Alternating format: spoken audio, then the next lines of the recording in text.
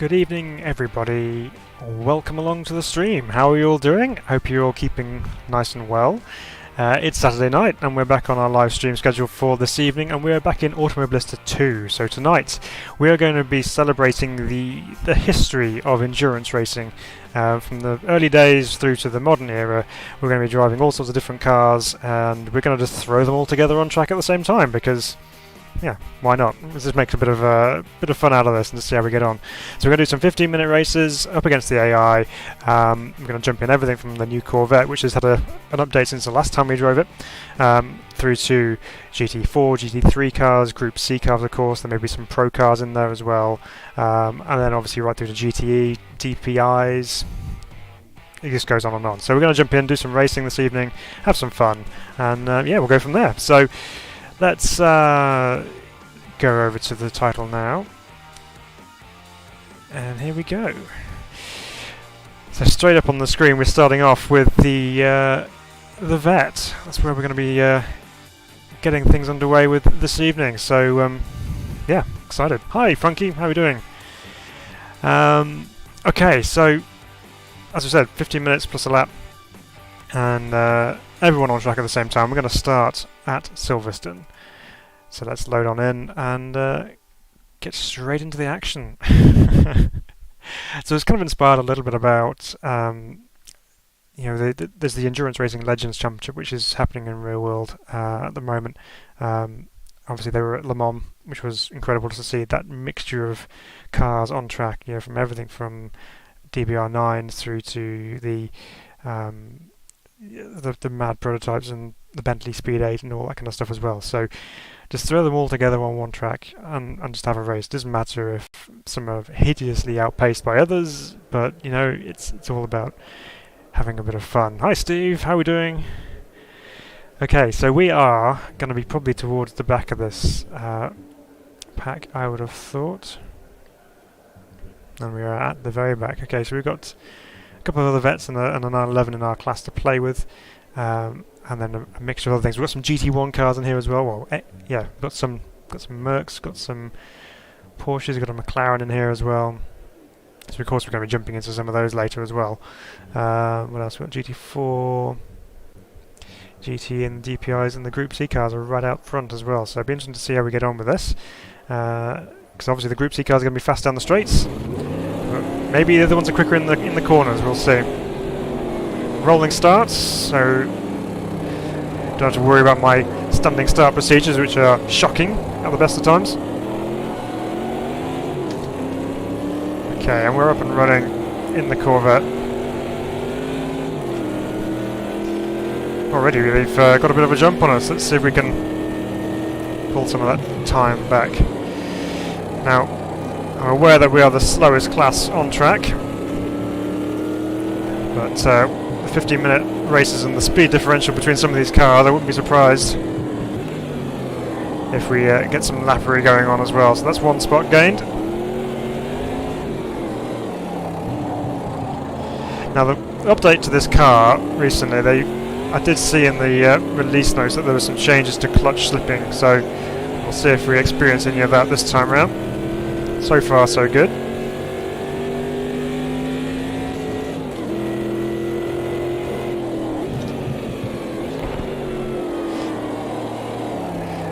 Nice and easy into Priory here. That was Brooklyn, so I say. Down to first gear for Luffield. Right, we're back on the Porsche's case. Just try not to overheat our tyres too much. We have got to make them last for 15 minutes. Plus a lap, of course. And the Corvette's getting away out front.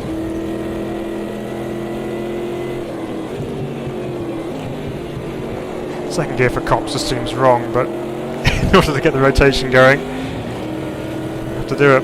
You've not driven the Corvette yet. It's a good one. And if anything, it's probably a little bit more enjoyable now that they seem to have fixed the clutch slip issues. It's kind of crawling through Maggots and Beckett's. We've got a bit of a run on this 911. If we can get the power down, that is, of course.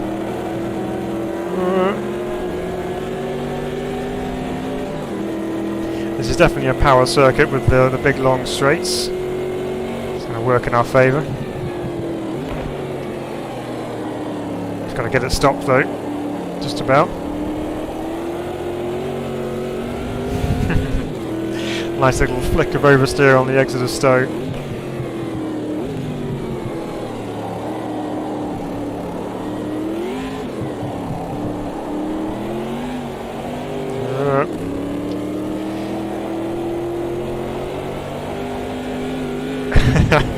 Just balancing it through there. So this Corvette would have been run in endurance races in the 70s, and I'm not sure on its success in real world motorsport, but there's several iterations of the Corvette. Obviously we have the modern day Corvettes running in GTE, which are significantly different to these beasts, but that legacy has continued on in endurance racing.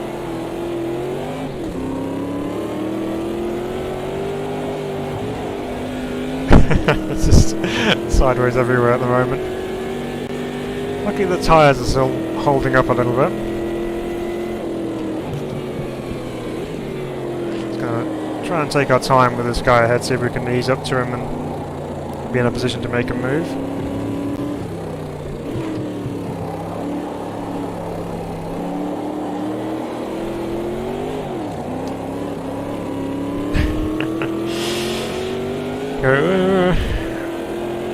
Trying to put full throttle down. It's not always easy.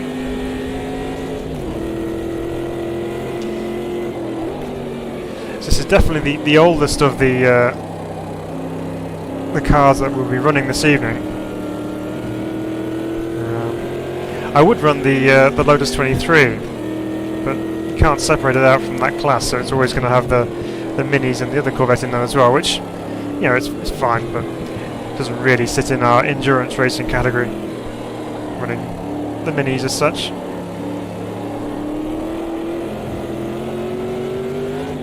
Okay, got a bit of a run through there that time.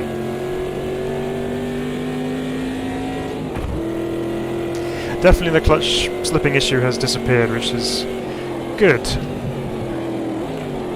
I gained on him under braking there.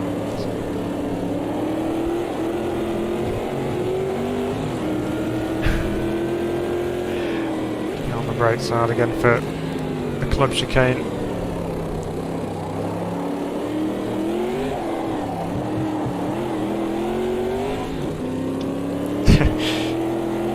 Should have shifted up to second a bit earlier there to try and kill the wheel spin. So you replace your broken monitor, did you? That's good. So what are you? 1080p 27-inch. Couldn't bear playing on a 19-inch 720p any longer. Oh, that's good. Well, at least you got yourself a monitor that you're happy with.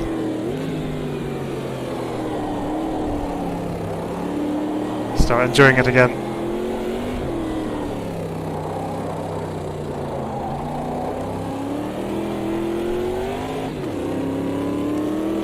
So far, not really. We had just cut that corner. We've had a couple of moments where we've been close to the other Corvette, but so far I've been able to make a move. Have I tried WRC 10? I tried the demo, but for some reason I couldn't get any force feedback. So I don't know what that was, whether there's something I could have adjusted to make that work, which is a shame. So I might try it again at some point and see if I can get the force feedback working for it. I was thinking of giving that a go tonight, but I might do that for a future stream potentially. Have you given it a go? Have you tried it? I've heard it's quite a bit better than 9, but I've not really dabbled too much in the WRC games.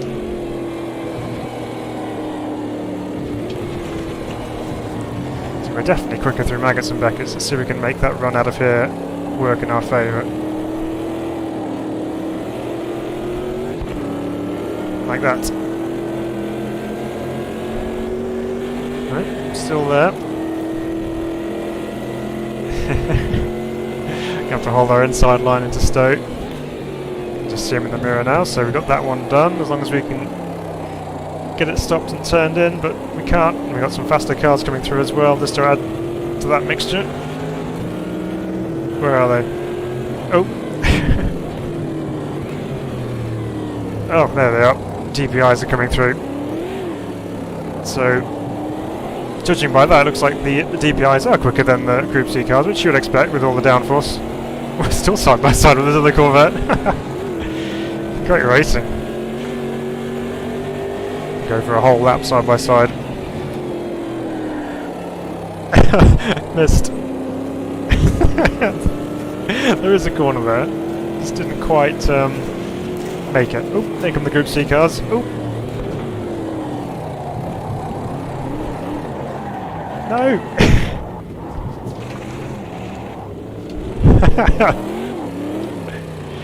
I ran out of space on my wheel to catch that one.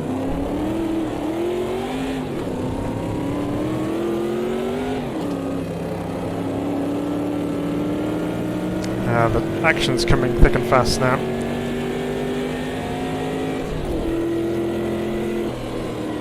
Yeah, he's watching reviews to see if it's any good. Yeah, I mean, we might have to give it a try. See if we can get it working properly.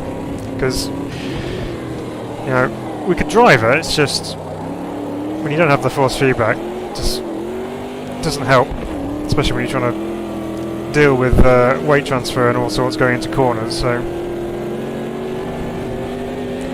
I don't know whether that's because I'm running my wheel and my pedals separately. Turn. Because yeah, I've got the I haven't got the pedals through the socket on the back of the wheelbase. I've actually got them via USB into the PC, so there's a reason for that. Oh, McLaren's come through. Oop, they're not first gear. Too trigger happy with the gear lever. Oop. McLaren's outpacing the Mercedes so far in the GT1.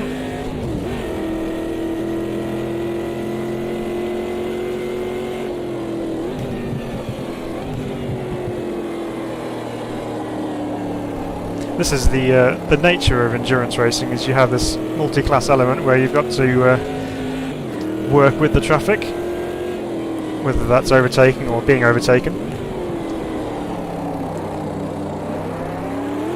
Oh, got another. Ooh, into the GTEs now.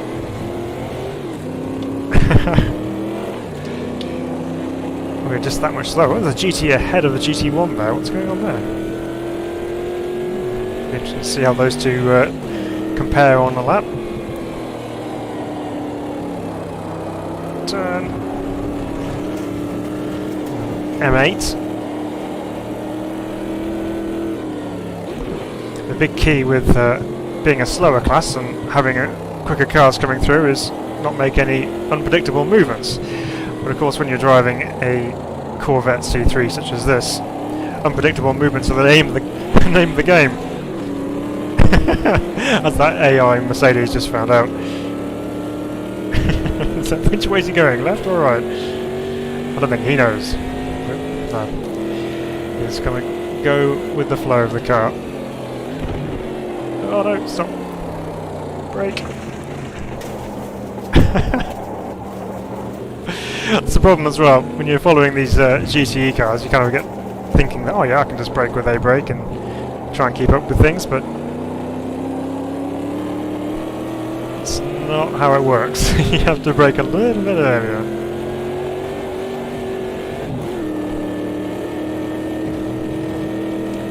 Your PC's playing up and it's missing frames. Do I think it's the processor?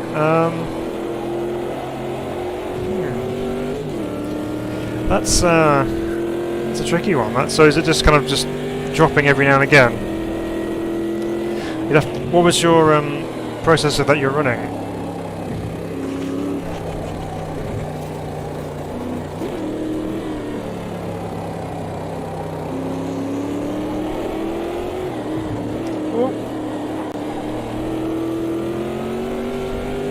It's that exit of Maggots and Beckett's which was getting us last time we were driving this car. I remember that. Left or right, both at the same time. Yeah, just go for the middle, because you'll probably disappear from there at some point.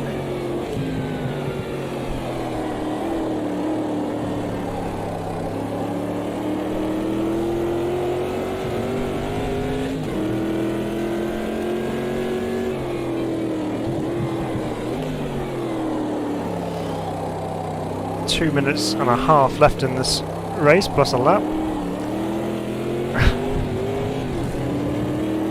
Didn't even check the fuel situation, just literally just jumped in the car and drove it, so should have enough. Yeah, we got 12.4, we're okay. 1400 AMD.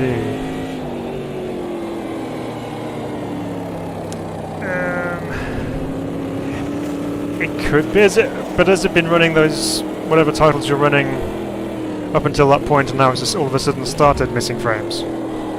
Because if it's only just started occurring, it may have been, if you've done a graphics driver update, maybe something like that's playing up with it.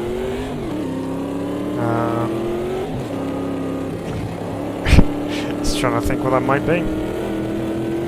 Oh no, the Corvette's going back at us. No.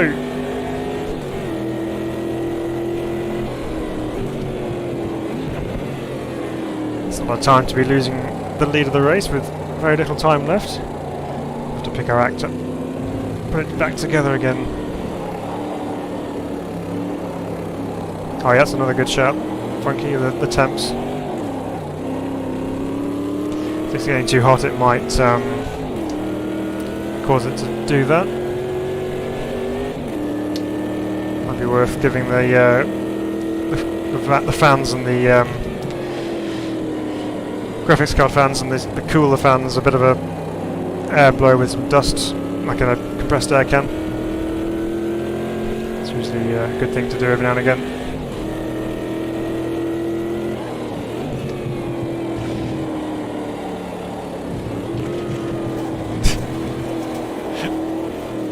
We're exploring quite a few other areas of Silverstone which we wouldn't normally get to with this car.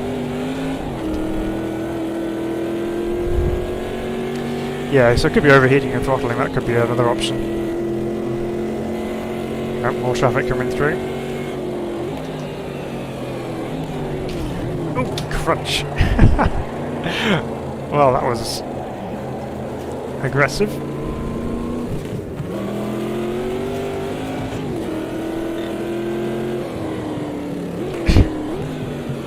That DPI missed his braking point, obviously.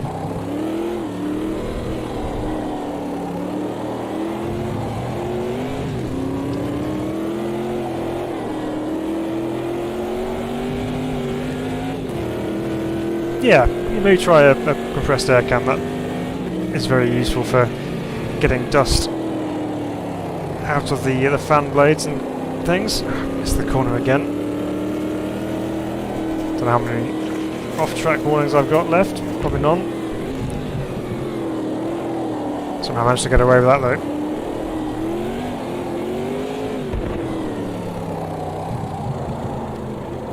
So we're out of time, so this must be getting close to the end of the race. We've been lapped twice now by the DPIs. Group C car going around the outside of that flat out left-hander while I'm going sideways. It's always fun.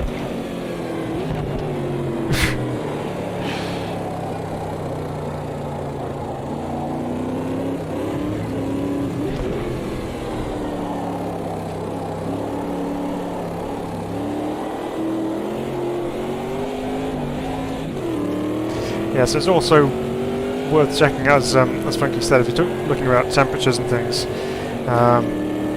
There's some good bits of software out there which can help tell you what kind of temperatures things are running at. I think Specky's one of them.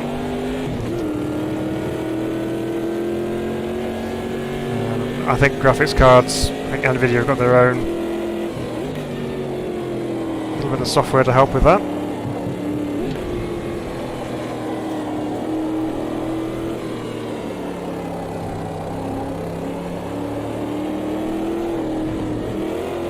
Every time it just wants to go around that corner. We've got a bit of space now back to the Corvette behind us, so hopefully we can keep our lead in our class, but knowing how things go when I say statements like that, that means we're usually going to throw it off somewhere.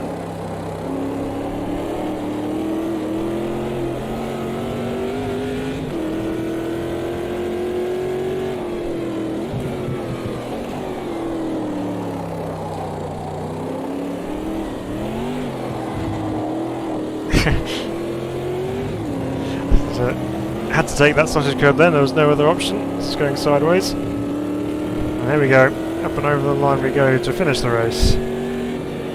We've got a class win, with a bit of chaos going on with all the quicker cars coming through as well. So there we go, Lee Chorley won that one, well done Lee. Good old Lee, in his DPI. Right. Let's go on to the next one, shall we? Let's see what else we can find in our list. We'll probably work our way up from slowest to quickest, I reckon. So, what have we got? Oops, let's have a look in our opponent settings first. So I think next up's got to be GT4, isn't it? So, let's go choose a GT4 car.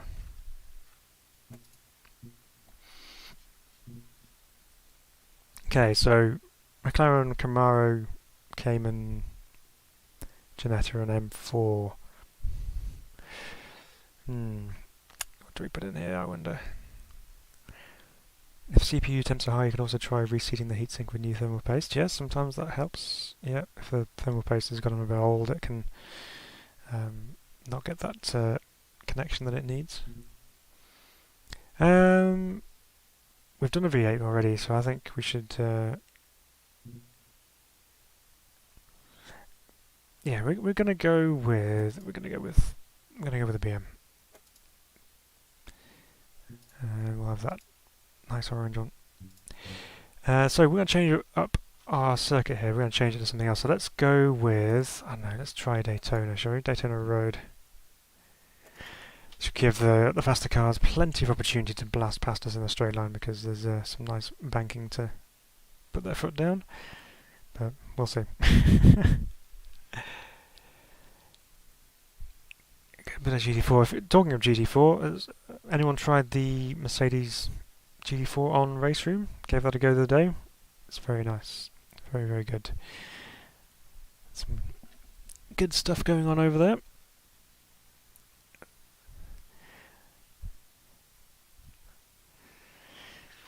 Okay, 431 horsepower. So GT4, I admit, is not really seen as being a massive endurance championship type class.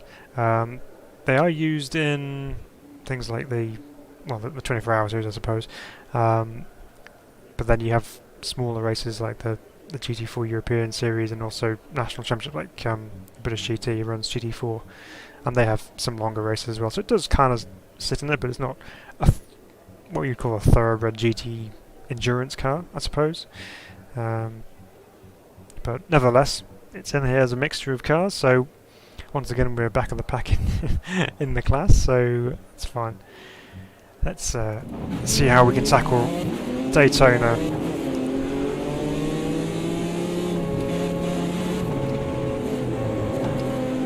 Let's not get a jump start. Let's get an awful start instead. Getting hounded by a classic 911 and the Corvette. Only I can get a really bad rolling start.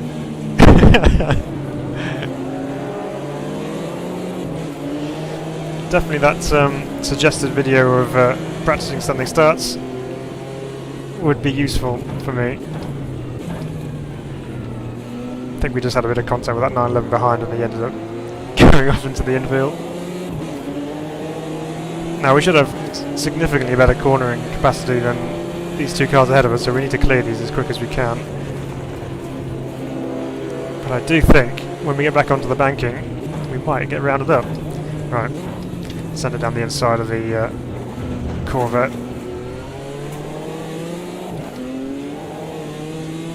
Well, the BM is feisty on the rear end.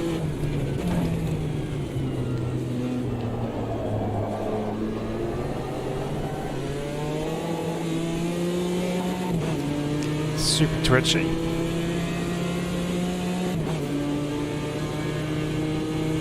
Yeah, exactly right with that thermal paste. Yeah, it does dry out over a long period of time.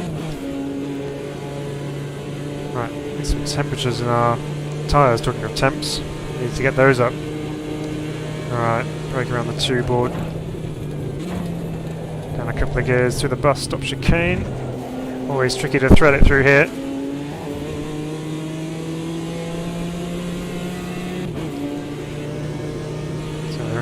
Wait and see what the classics do on the high speed stuff. Terrible at starting too. Always seem to bog down. Yeah, I just need to work on my clutch control. You get too enthusiastic, too excited, and you just release the clutch all in one go, and it's it's not the best. So need to practice it. There we go then. Braking for turn 1. Always tricky here at Daytona. That was quite pedestrian into there.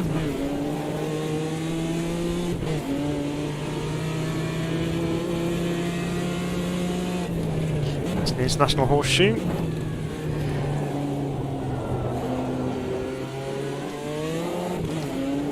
Now the gearing on the M4 GT4 is a bit interesting, so you don't really need to go down that many gears because it's got 7 gears, I think.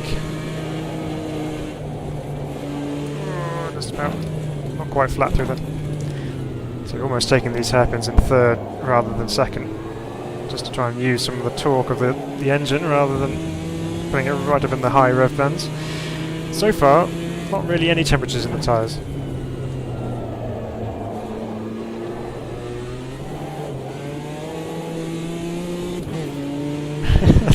It's so twitchy, this thing.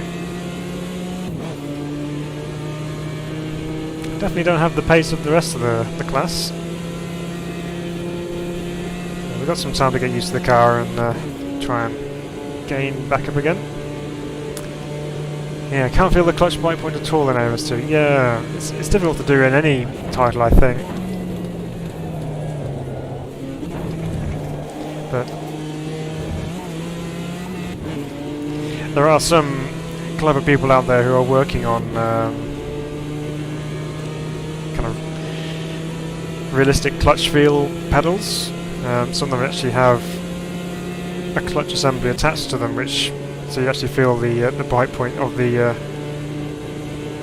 drive player. I'm not quite sure how they've managed to do that, because obviously you'd have to have things spinning and yeah. So I don't know, but there are some clever people trying to work it out, but it's not going to be a cheap option, that's for sure.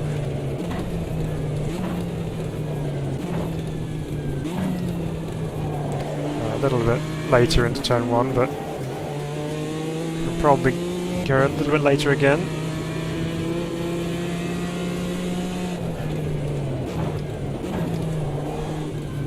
Got to remember that our braking capacity is significantly better than the Corvette was.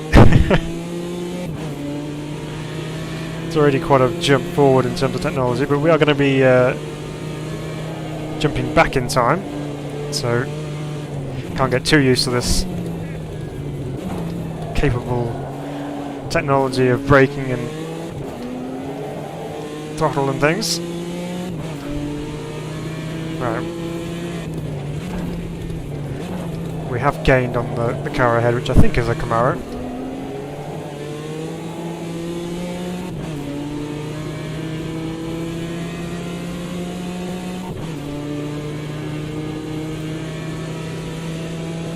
Thankfully we're not being caught up in the battle with the classics behind. The cornering speeds just aren't there. Right, for our braking point, probably just a little bit before, just to make sure we do get our nose tucked in for the first part of the bus stop. There's a better run through there then. Yeah, 1.4 seconds up on our best lap, so definitely a much better lap. Should be a visual and audio cue though. Yeah, it's a very difficult thing to do. I mean, if you're jumping between cars quite a lot, obviously there's different bite points and different drivetrains in each car. So I guess if you practice and practice the same car over and over again, you'll get to a point where you'll be able to figure out exactly where the sweet spot is.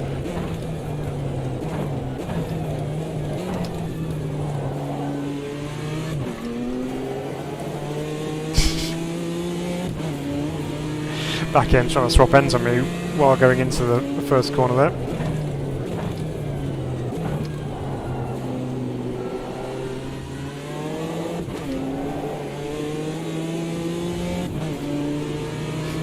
Okay, now we're definitely catching this Camaro now, so let's see if we can make at least one spot in our class.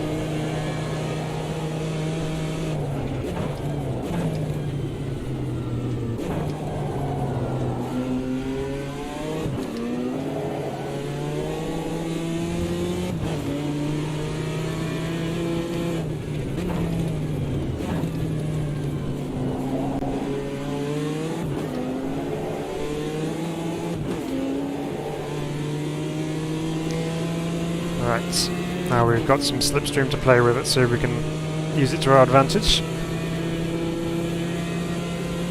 I do like the noise of this M4 though. So the Corvette, the Camaro's a little bit quicker in a straight line than us. We use that toe.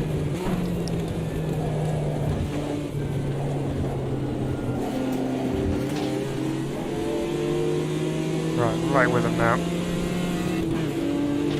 Got to be brave into turn one. Can we be? Can we be brave? Big square Camaro punching a nice hole in the air for us for our equally large M4. There we go. Uh-oh, we've got blue flags going on as well, so we're going to get absolutely murdered into turn one here.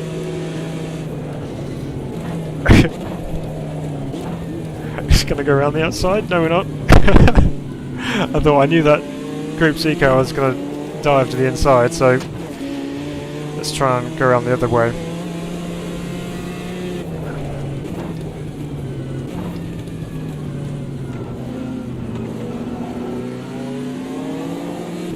Gotta use the traffic to your advantage as well, so sometimes they make the gap for you on the inside and you've got to go and jump into it.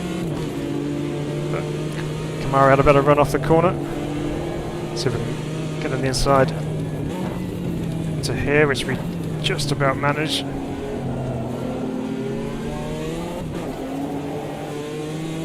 Here we go. Well, we're not last in class. Nice bonus.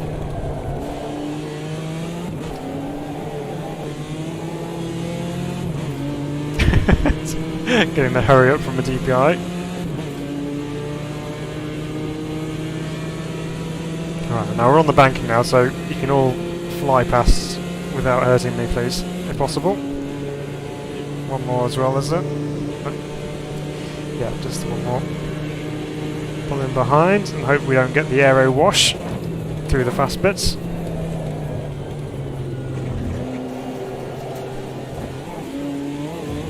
Which we kind of did. Either we're just too late on the brakes, one of the two.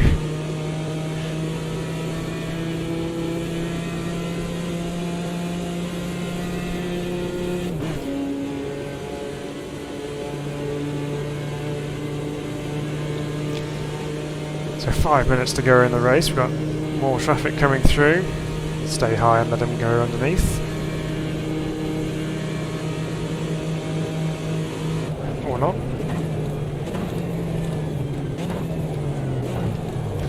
Ooh, we got one in the middle of the track here. What's going on? Looks like we had a bit of a moment in turn one. Oh, looks like he may have actually caught up with the GT4 McLaren ahead of us, because that's all of a sudden come into the picture, so it must have been a tangle in turn one. It's given us a bit of a chance. Let's see if we can catch up with this McLaren. Porsche behind me. Group C car.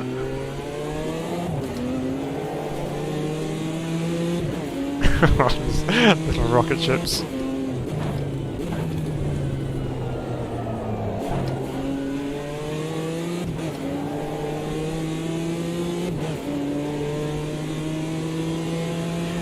I love the bus stop here. Yeah, the classic cars do like to slide a little bit through there. This thing slides a bit through there, and it's, it's supposed to have a bit of grip. It's a quick corner though, isn't it, really? I mean, got to be so accurate going through there. You've got to pick your turn-in points, and if you carry just a little bit too much speed, you just don't make the second part of it.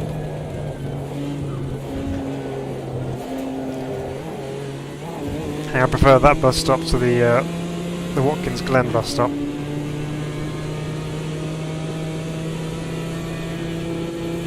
Very similar, just the other way around. But yeah, I think that one's just a bit nicer. It's quite satisfying coming off the slight banking on the oval and then through there as well. Right, so we've got just under 3 minutes to go. Let's see if we can get close to this McLaren.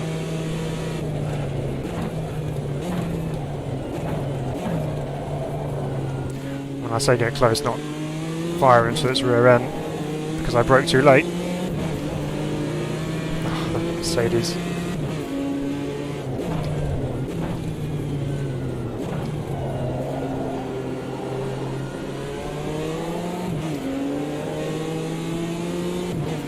Right, we're all over him now.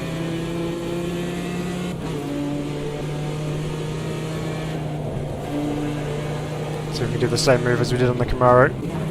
Just ease off the brakes just a touch. Take the corner on the inside, no problem. Ah, we're actually coming to lap the classic cars.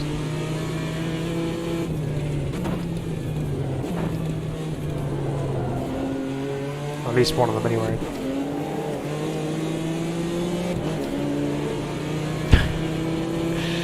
Mercedes GT1 smashing past us.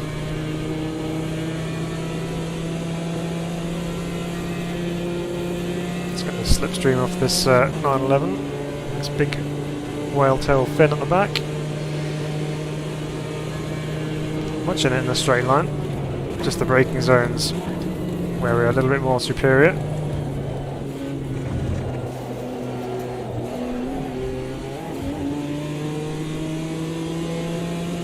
Sometimes you catch traffic just the wrong time as well. Yeah, the tyres just aren't heating up at all, are they? I know there's a lot of straight sections where you're not really working them that hard, but yeah, they're just not getting the heat. Well, you should have changed tyre pressures and things, but it's okay. We're just jumping in and driving. 911 GT1, another GT1 as well. There's quite a few in this one.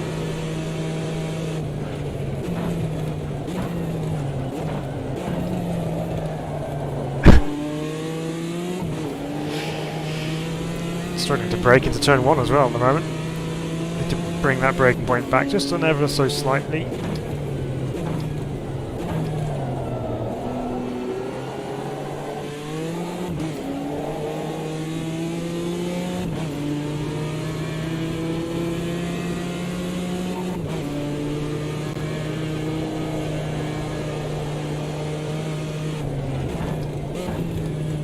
Just take a regular racing line into this second hairpin now.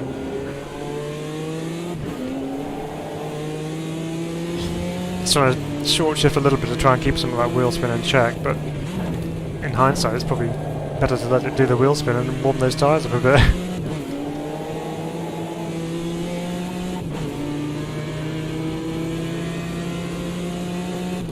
Yeah, so we've got a bit of green tinge in those tyres now, but by the time we get to the bus stop it'll be back to blue again, probably.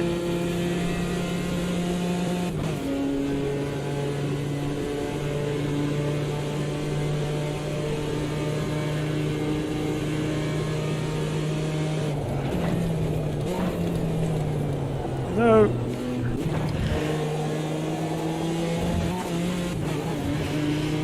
Just a little bit too late on those brakes for the bus stop there.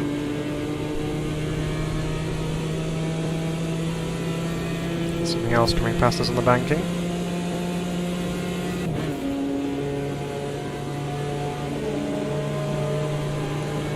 Ah, the Corvettes, the GTE Corvettes.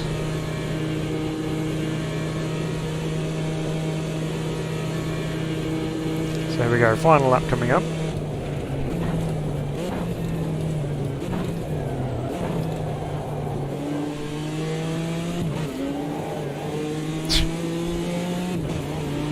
It's that snap as it changes gear and instantly gets sideways.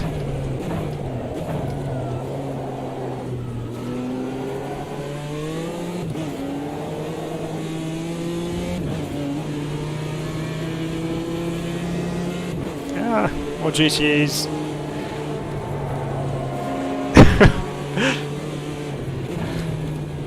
So much more grip than I've got.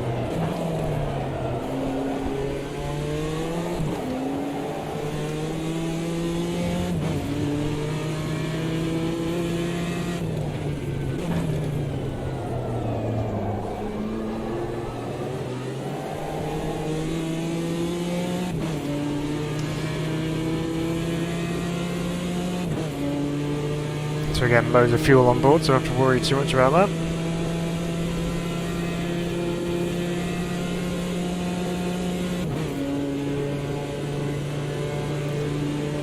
Yeah, don't know why I've missed that, but Zenek, thank you for subscribing. Don't know why I didn't get a notification of that, but thanks for subscribing to the channel. It's much appreciated. Glad to have you with us as part of our team here at Sim Racing Bar. We'll be a teammate. Welcome along. Oop, Sauber's gone.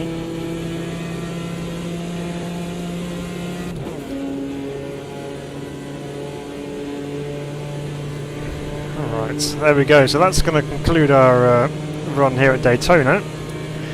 Ended up with P2 in class after all of that.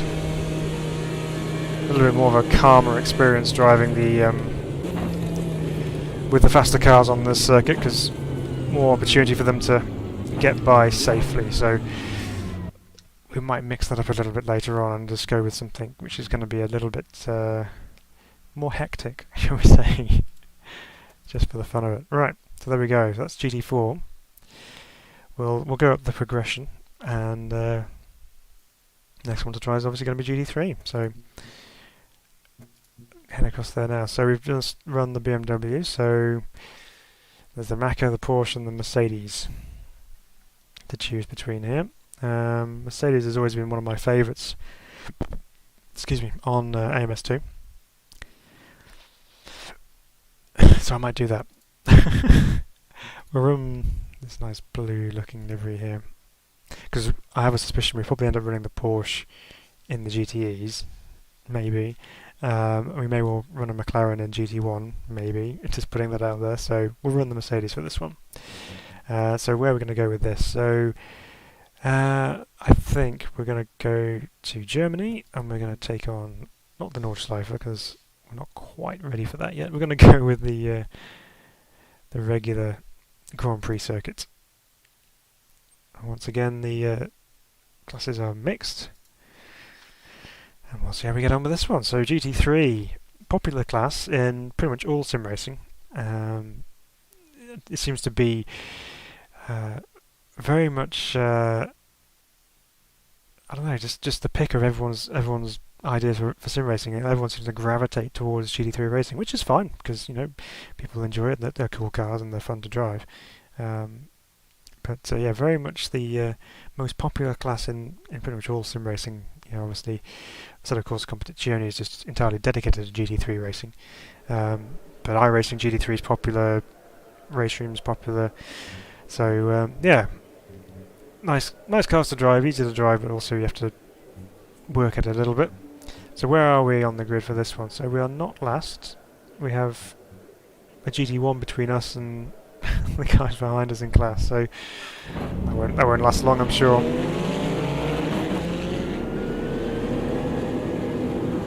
Okay, rolling start once again. Let's try and get this one right. There we go. Nice and easy. Okay, let's avoid the pile-up into turn 1. Of course, there's that beautiful BMW over there that we're going to be jumping into at some point. McLaren's getting into the side of me. Oh no, that's the Mercedes GT1.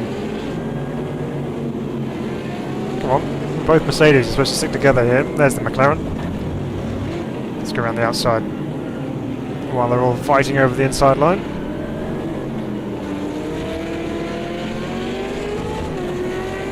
Oh, well, listen to that.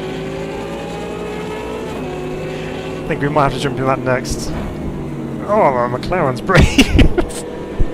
That's not the line.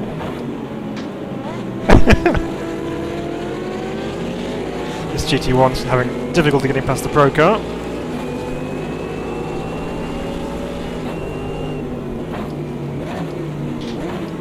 Let's take the outside line around the hairpin, see if we can get past this Procar. Nice choices, thanks Funky. Although the GT1 and GT cars feel good, yep. I'm looking forward to trying those ones out. Tight through there.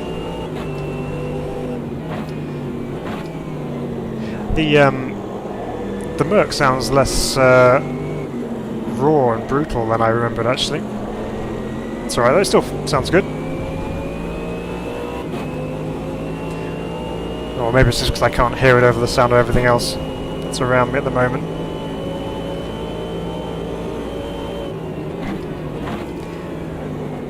So we're on the fast version, of course.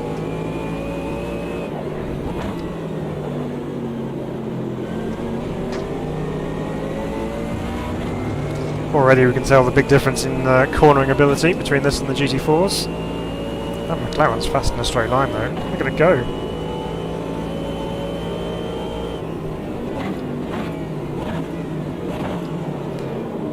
Firing flame at me.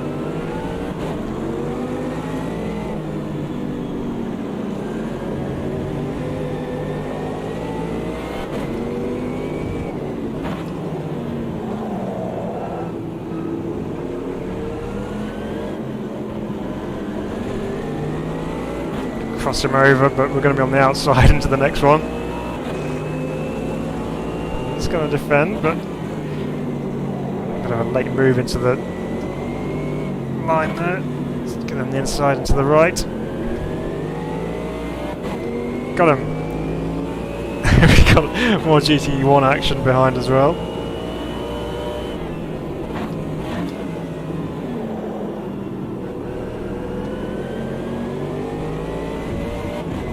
So we're still second in class, so there's another GT3 car up ahead of us somewhere. A bit of a jump on the curb there. I reckon the GT3 is up with these other ones just in front of us here, holding them all up.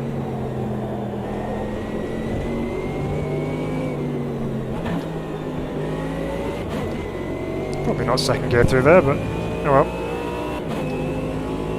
Made it work.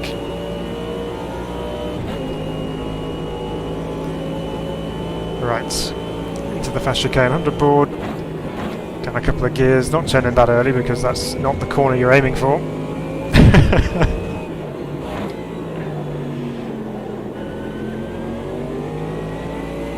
The car run out to the outside on the exit there.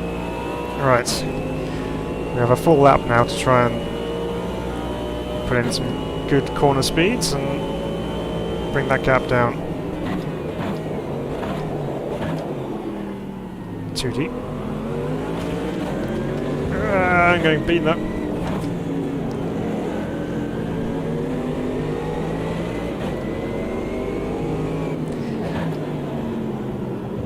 These are all the GT1s that got trapped on the opening lap trying to find their way back through again.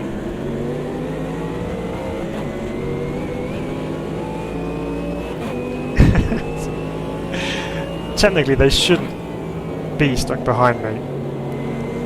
I don't think. But we seem to have pretty good cornering speeds going on.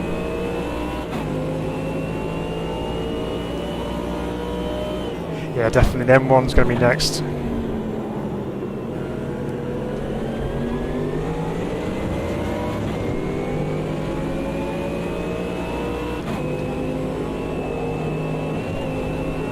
Fast chicane, the Schumacher S's. Always really tricky to get spot on. It's a very fast corner, but it's easy to get it wrong. Yeah, definitely going to leave it in the third through there, I think.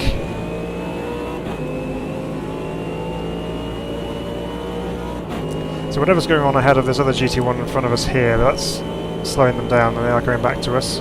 Right, this time, not so keen on the old turn-in, it's better.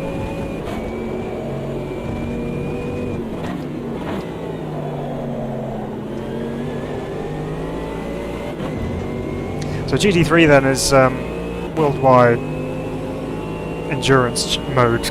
Basically, you have it running in their own individual GT3 championships and endurance championships, which is the 24-hour series that runs at Dubai and Barcelona and everything like that, as well as the ADAX series and the VLN, or Nürburgring Endurance Series as I think it is now. IMSA as well.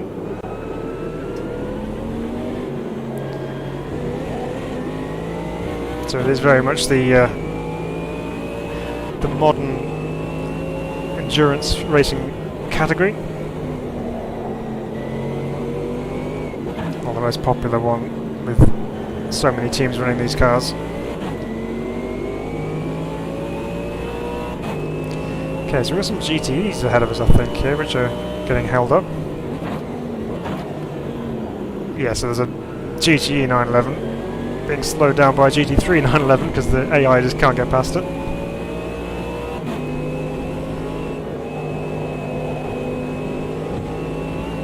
So let's see if we can round them both up.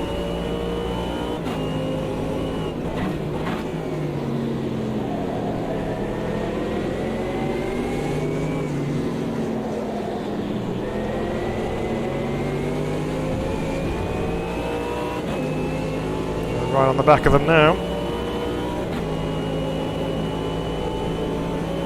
Ooh. What's going on here?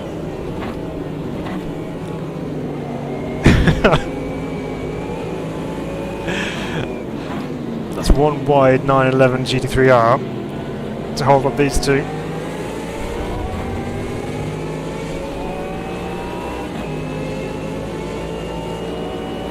Surprised even on the straights the RSR is not getting by.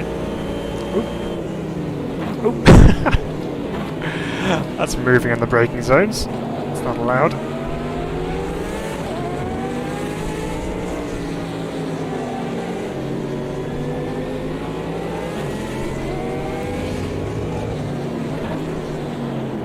Don't mind if I do, sorry.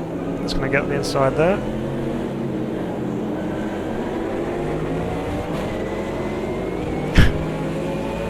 It has, the AI has come a long way in AMS 2. It's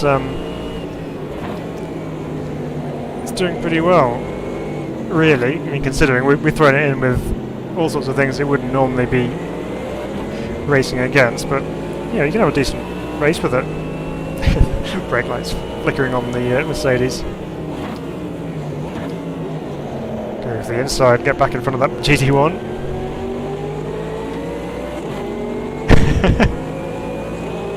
Won't like that. That's pretty aggressive.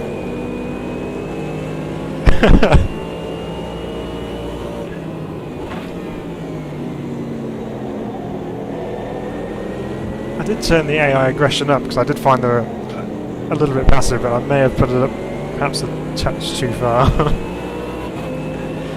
Right, well, we're definitely in the hunt for the win here in this class, so we've got 5 minutes left to do that.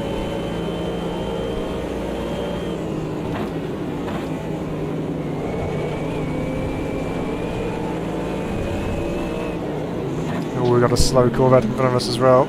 He's going to get stuck on the inside. Oh no! Oh, we all somehow made it through that. Sorry, Corvette.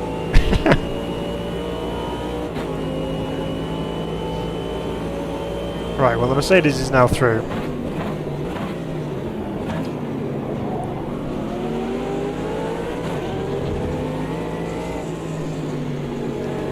So we can focus on trying to get past this 911 in front of us.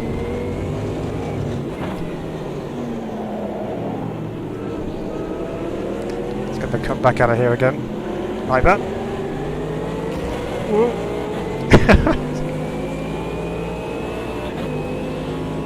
Use those mirrors, please, Mr. 911.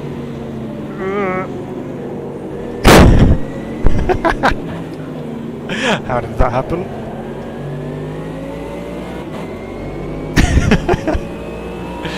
Got him.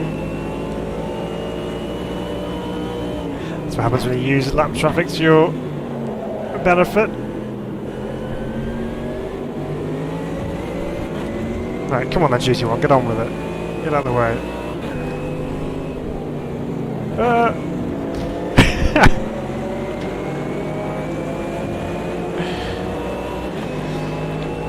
3 wide behind us as well.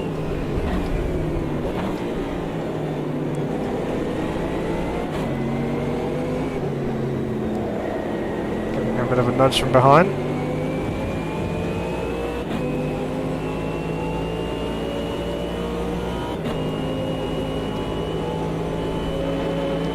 The GTE is now past the 911 GT3.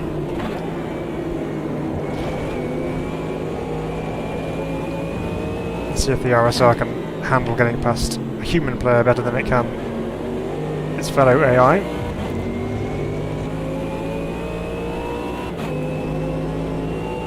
So far, no.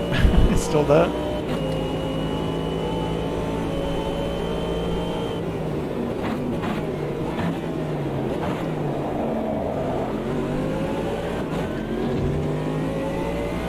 I know that poor 74 RSR was completely swamped then.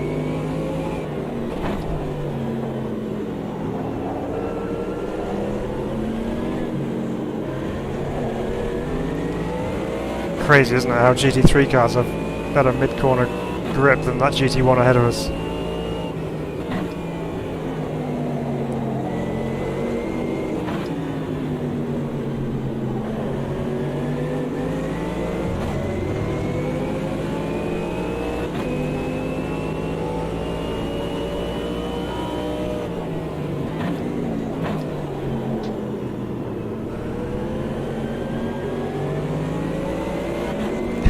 There's so much quicker in a straight line, but with all that aero, it's still not able to get away from me.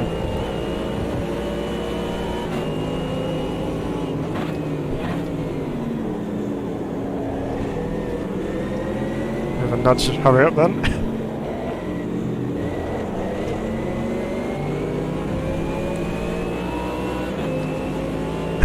That was good 50 years ago. Yeah. Uncatchable back in its day. And then here it's just getting completely destroyed.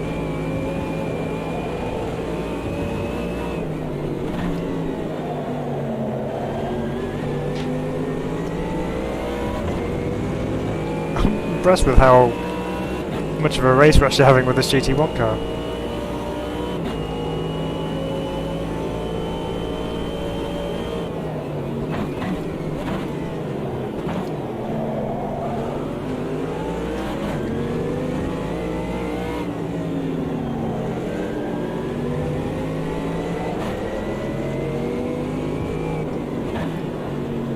I have to say that's reciprocated when we jump in that GT1.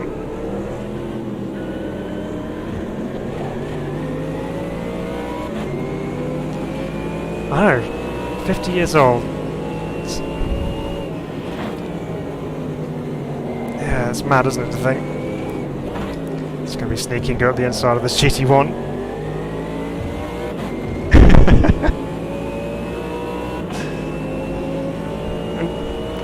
Back past us again.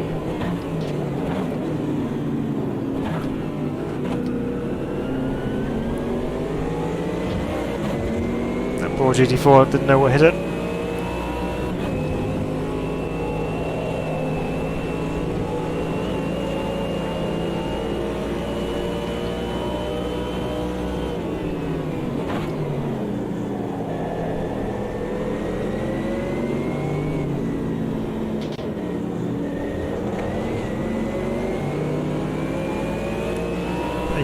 The Nürburgring looking very nice as well with its autumnal leaves. I think I've got it set to current day actually.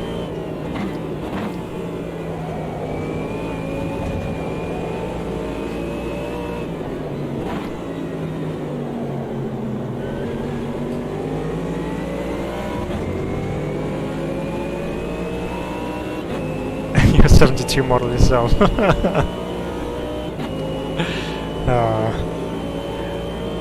You're only as old as you feel. Oof. GT4 Janetta and then Procar.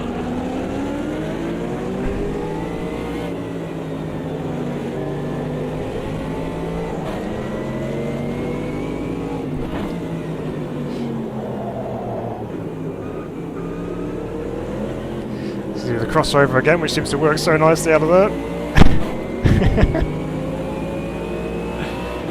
Can we end up ahead of this thing at the end? Let's see if we can box him in behind the Ginetta.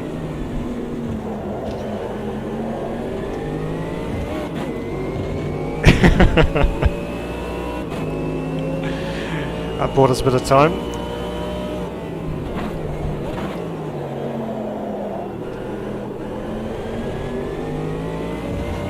Actually brings back a bit of memories actually. The first time we drove this GT3 car was here at the Nürburgring when it was first released, so we're back here again.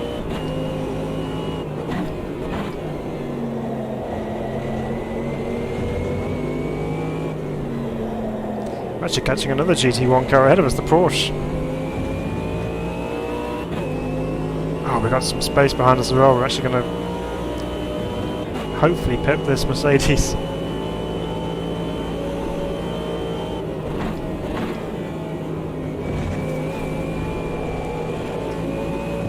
Oh no, 911's got held up behind the Procar.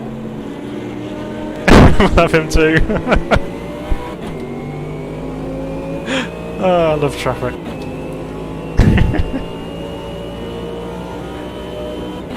Oh no, we've got another lap to do. Got to keep behind for another one.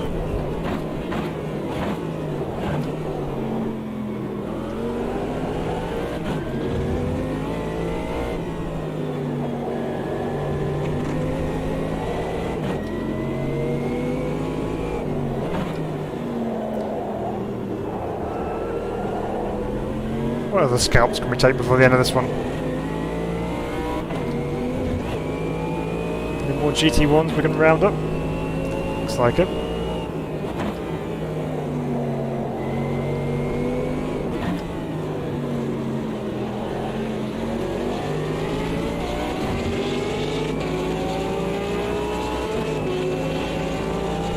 So we've got a GT Corvette and another GT1 ahead of us. Yeah, that lap definitely worked out. This shouldn't be happening.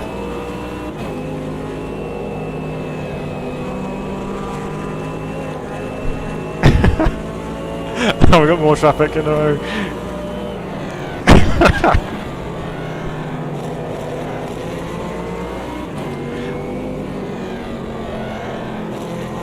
Oh, listen to that Corvette as well, that sounds amazing. Somehow we missed that old 74 Corvette. It's all going to kick off ahead of us in the chicane as well, by the looks of things.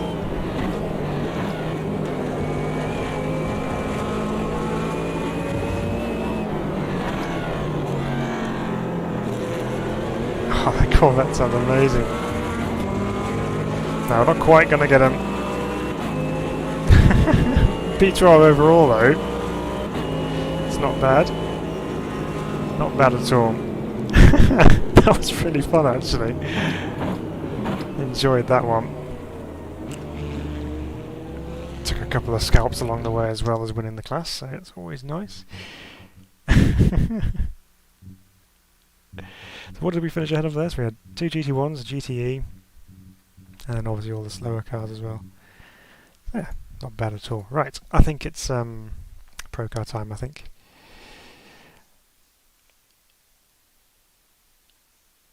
Let's go load that M1 Procar up, and there it is. Right, let's choose a livery, shall we? What should we go with?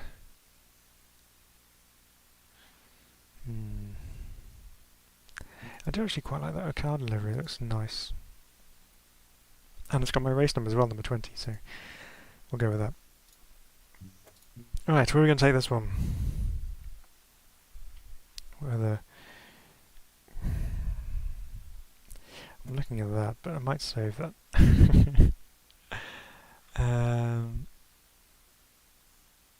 You know what, I'm going to drive Kyalami. I've not driven Kyalami for a while, so I'm going to drive this one. They do endurance races at Kyalami. Trying to remember exactly how long. I think it's 6 hours? Can't remember now. think it's a car allowing me 6 hours anyway. But a great circuit, nice flow to it. Should be quite a interesting first kind of sector of the lap. Although it's kind of twisty as well, so yeah, it could be a little bit hectic. I think is probably going to be the word for it. But, there is a couple of decent length. So there are a couple of decent length straights. So once again, let's see where we are on the grid. It likes putting us at the back of the class, doesn't it? Look at that. GT cars in between as well. Right, H-pattern gearbox on. Howling straight six also on. Understeer engaged. Let's go.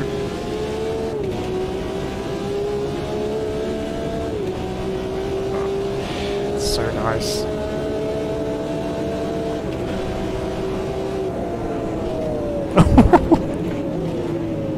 Well, McLaren was going through.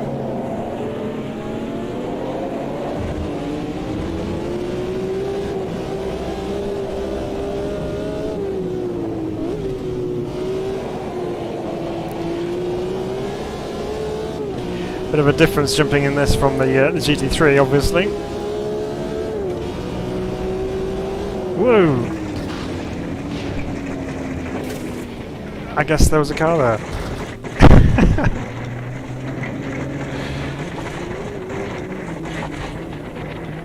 Let's try and see if we can recover this. No, let's restart that, shall we? I'm going to give the poor M1 a fighting chance at least.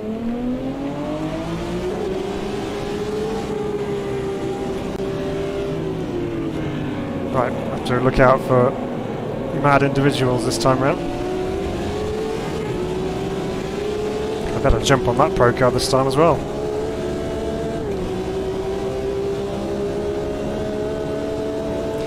Feel all spreading out in this straight section, this wide straight into turn 1. McLaren's a little bit more subdued this time into turn 1.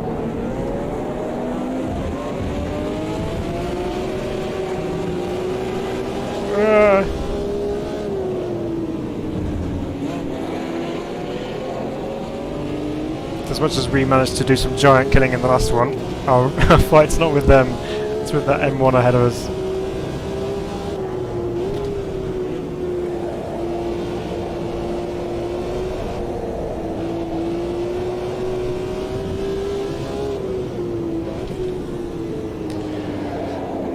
Big curves on the inside of this one, and also through the chicane that's coming up as well, so we need to be mindful of those. Ooh. Also made more difficult when you got a couple of cars at the inside. You already know those GT3s are rapid.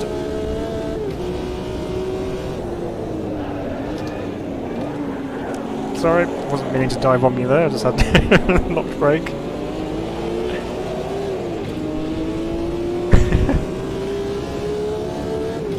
Is he still there? Oh, he is still there.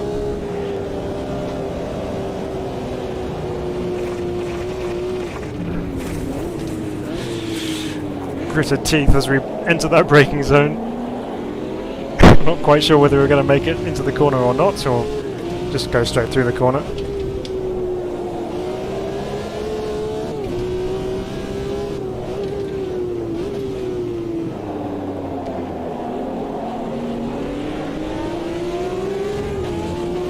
Okay, right, we're back on the rear end of this other Procar.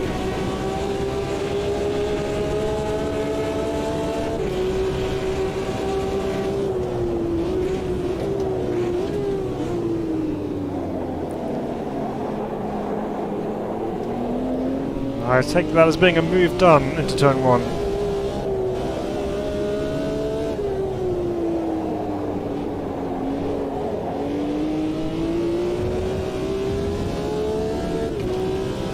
The M1 likes to four-wheel slide, which they do in real life.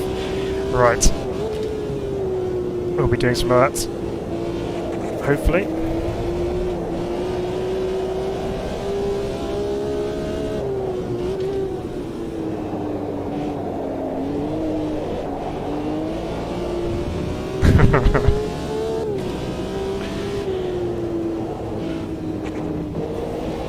Use that curb to our advantage this time.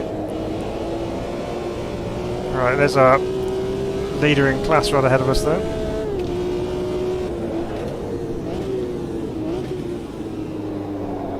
This hairpin's really tricky actually, just the braking zone into there, even though it's uphill, you kind of go over that crest, so you've got to manage your braking into there.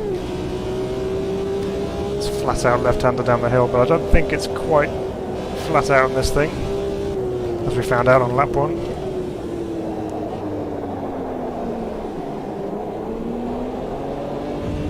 This next corner is probably one of my favourites on the circuit. So dab of brakes, chuck it in, probably not that much, but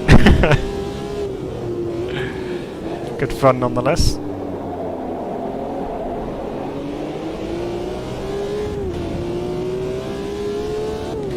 When they first released Kyle Army onto the sim, I remember going for a few laps around it, remarking just how good the track looks and how alive it looks. It's very picturesque.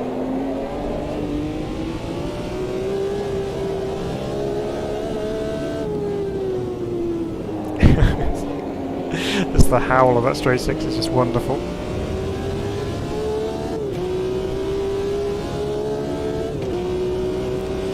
I'm obviously trying to use the H-pattern gearbox as well, makes it extra satisfying.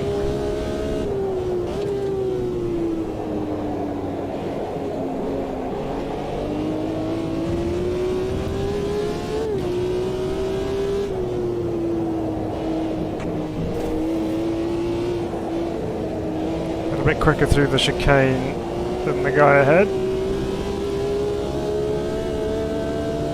Yeah, braking just before the 100. Over the top of the hill, and you're instantly into the left-hand hairpin, dropping off the other side with that view straight ahead of us, which is incredible. Yeah, so that other guy's braking. I'm just lifting a touch.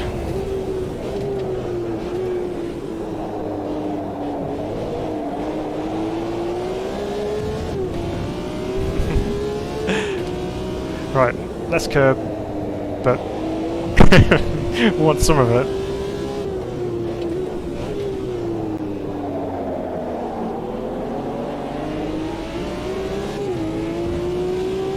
Right, he's coming back to us. We might have a chance to get another class win here.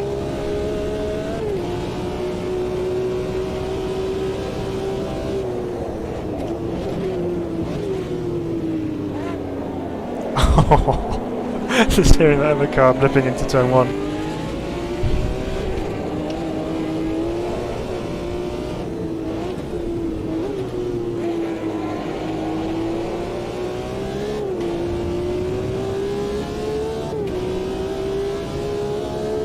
So we're 19th overall, so probably will be catching up with some other cars at some point.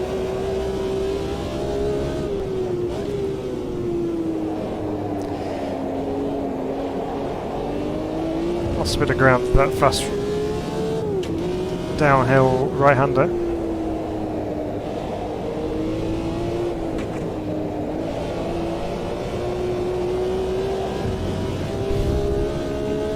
This thing's so good.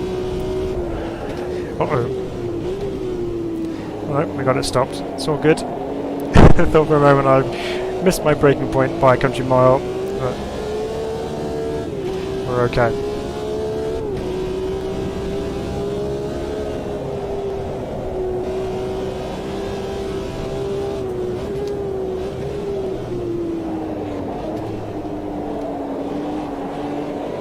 So when it comes to braking points then, what do you guys do? Do you try and pick out marker points and just use those, or do you go by perception into the corner?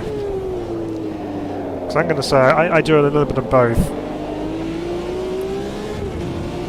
Sometimes I'm looking for a specific marker for braking into a corner, As you probably heard me calling out things like 100 boards or the 2 boards or whatever. But sometimes it's just purely based on how quickly I'm going versus how far the corner is away. Which is probably not the most repeatable method of braking. I do know a certain pro driver who drives the same, so don't feel so bad.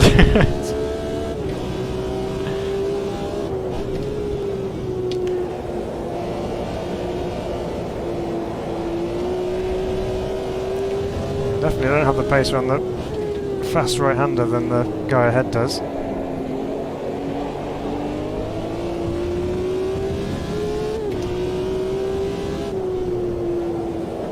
Get on that curb.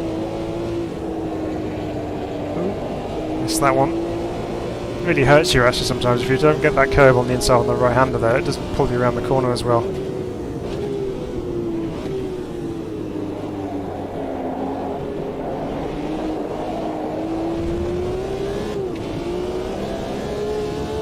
It's getting away. Pull it back in again.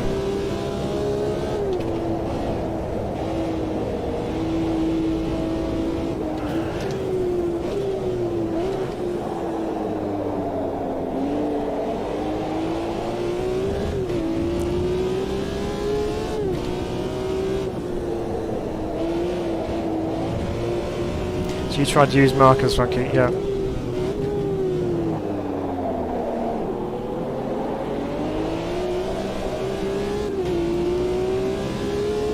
Often use the tried and tested method of guessing. Yeah, about there seems right.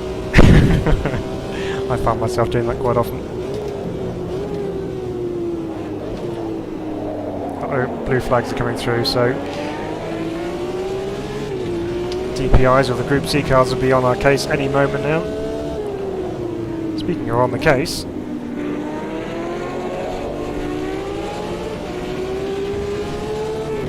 what have we got? Oh, he's already gone. It was a Group C car. Oh.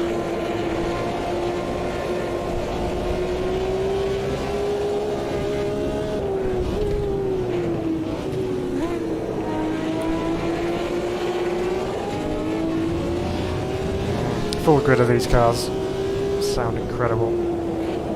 Wish I could have seen them in real life in period. You get them every now and again at historic meetings, and it's always a joy to see them on track, but a whole grid would be amazing.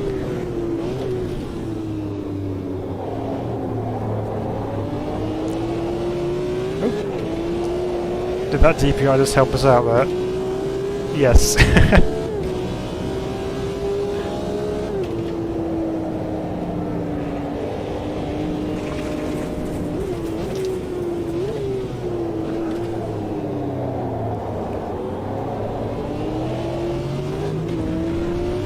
Being offline all the way through there caused me to completely miss my braking points, but also put me offline, and I just didn't get the turn in that I want to, which means you run out of road on the exit.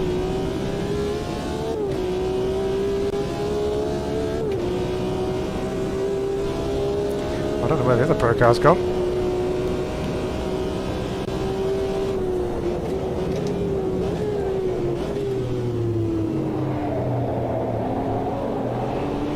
The DPIs and the Group C seem to be a decent match at the moment. They're always together on track in one form or another.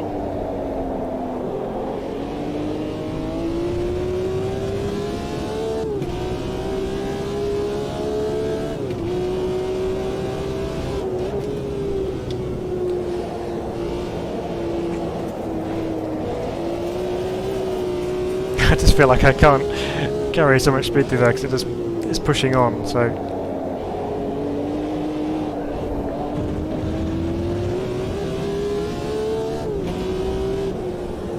right, let's try and grab this curb on the right this time. Yeah, look at that, see, just pull the car around then.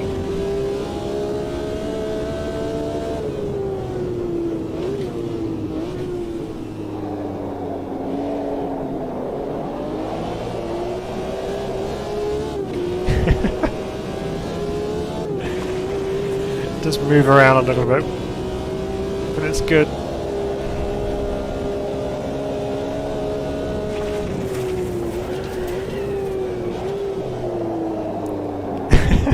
Too deep into that.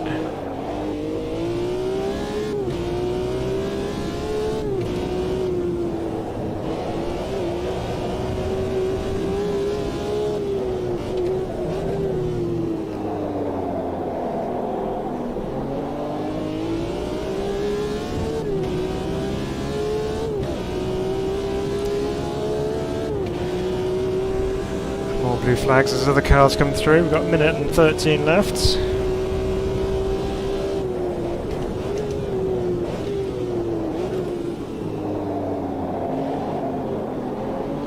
Caught up with anyone yet? It is almost a 2-minute lap for us, so...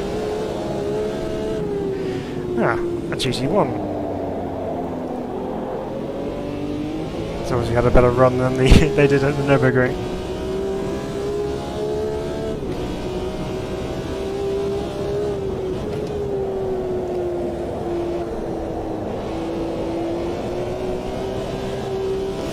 Yeah, just cure the understeer with a dab of power. Always works. That was a messy corner, I don't know what I was thinking there.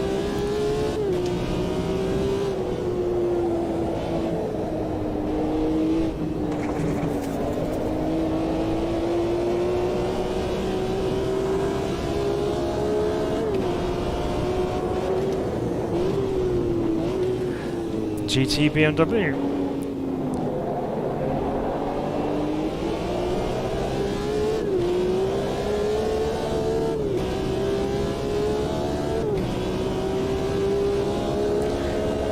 If I get the turn in nice and early, is it flat? No. Far from it. Saved it somehow. Mostly, until the GT1 came on the scene.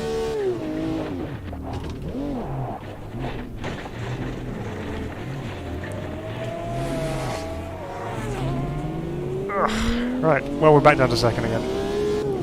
We're on our last lap in a moment. That's what happens. Don't experiment when you're in the lead of a race and you've only got a minute left. Just stick with what you know. Well, challenge is on. Can we get back the lead before the end of the race? Very much doubt it, but we'll give it our best go.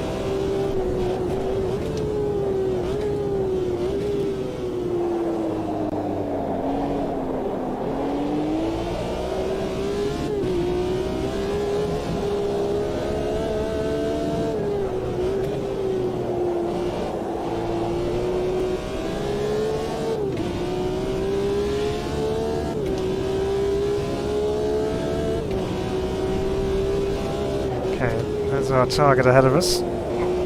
Literally, of course.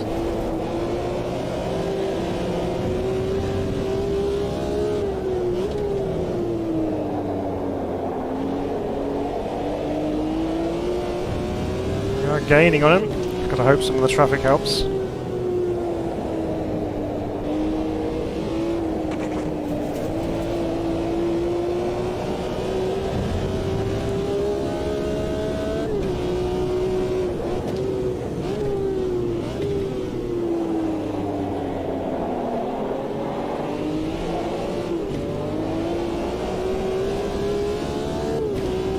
That's not the same BMW that we were fighting with before, so something must have happened to that other one.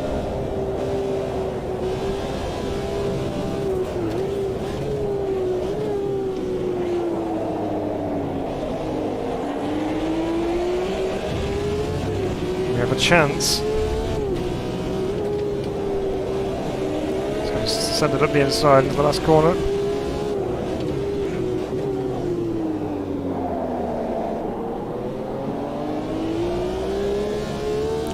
We did it!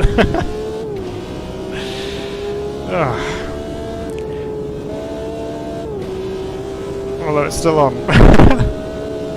Timer's been down to 0 for ages, what's going on?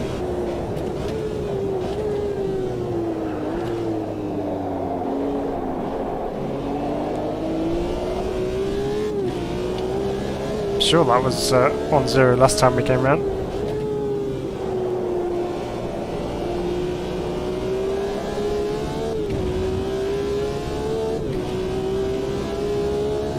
Never mind, this gives us one more chance to have another lap in this thing.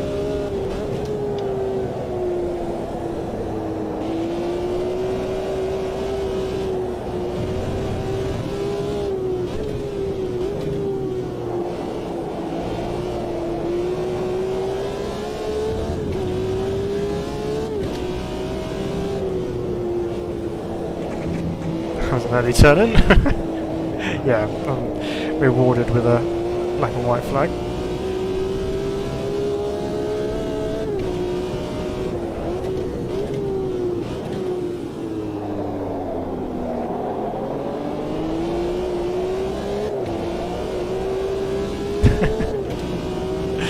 Lovely, just kind of just fighting it just ever so gently out of there.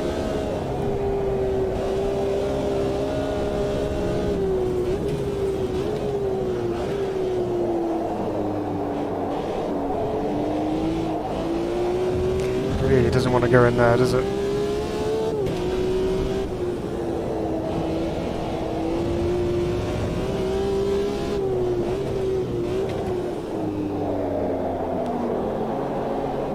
Right, are we going to get the checkered flag this time, I wonder? Or are we just going to keep going until we run out of fuel? Yeah, there we go. Well, another eventful one. Bit of fun one driving that thing. Right, so next up I think is going to be... I reckon it's GTE next, I think. And then we'll get up to the big boys, the DPI and the Group C cars as well. So if left shoulder is going to cope with that, hopefully it will. It's already feeling it. Right, GTE then. Well, as I alluded to, I think we were going to go with the Porsche because we didn't go any of the other Porsches.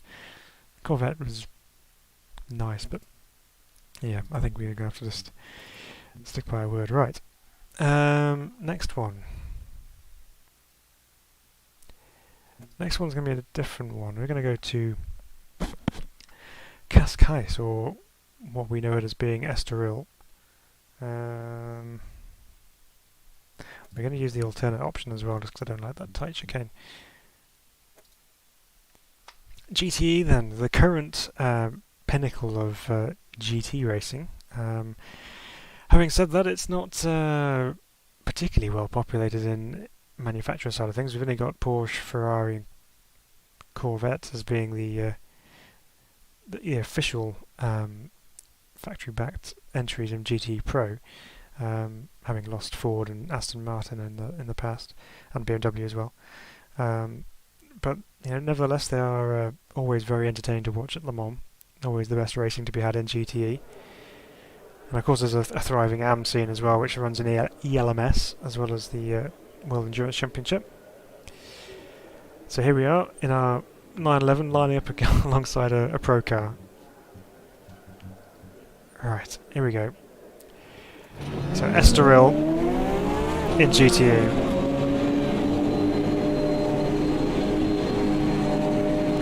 Change down to second gear there for the start, I reckon. That's beautiful 6-cylinder sound going.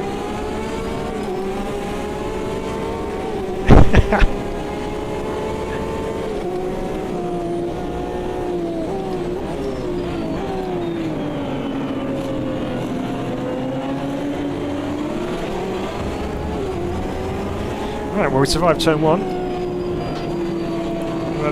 Procar ahead of us, causing havoc with the Corvette.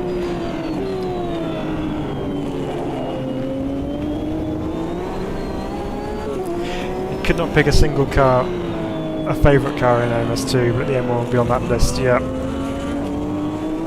Need to run that more. I don't feel like I give it enough love. Occasionally you obviously use it on the channel, but in general I should run some more with that. Just because it is a fun car to drive.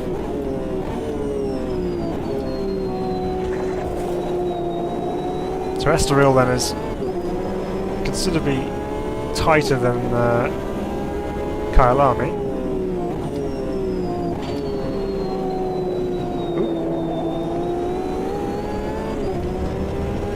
The RSO would make the list too, yeah.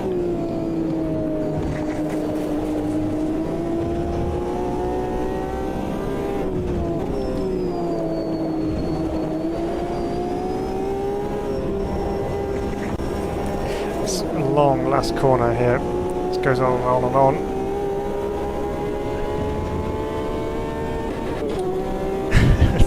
Just trying to see how far it revs.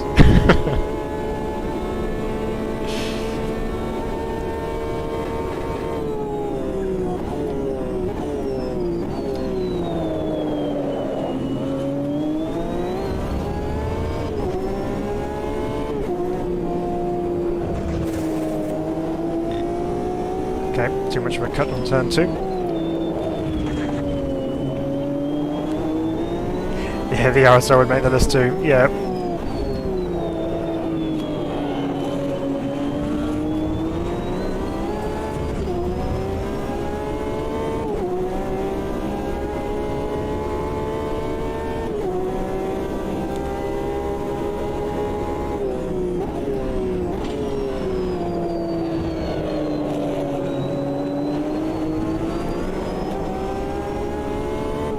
Common theme is screaming engines, yes. That is definitely something which they have in common. And what we love most about them as well, probably.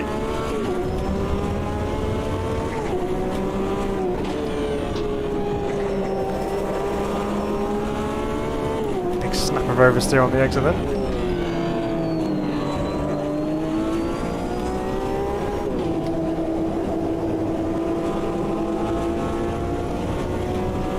Power in ever so slightly all the way through that. Right, so we're sitting P3 again in class, so we've got 2 Corvettes ahead of us. Let's see if we can find our way through.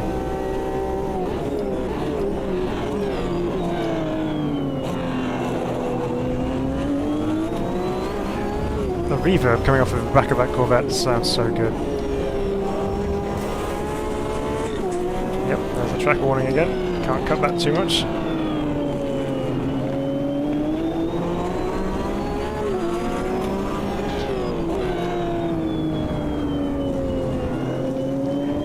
I love those kind of moves where you can just wait for the other car just to peel off either left or right, and then you just hold it straight. It's still there though.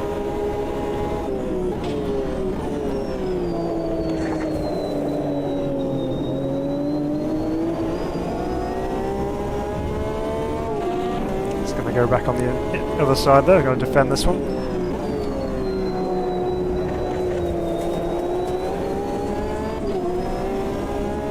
Okay, I think we're clear now.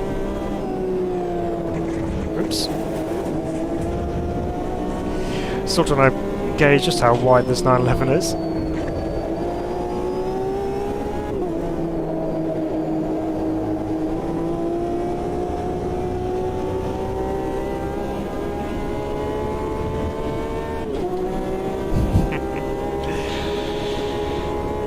This is a nice thing to drive, this Porsche.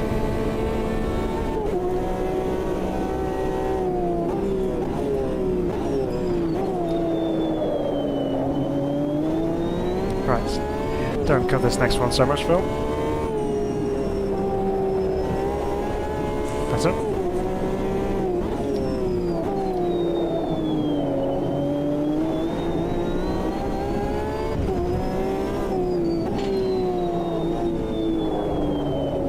Not sure how much Estoril gets used these days. It's probably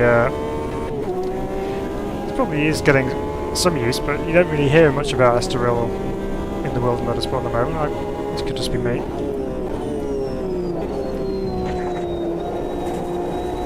Which is a shame, really, because it's quite a nice track.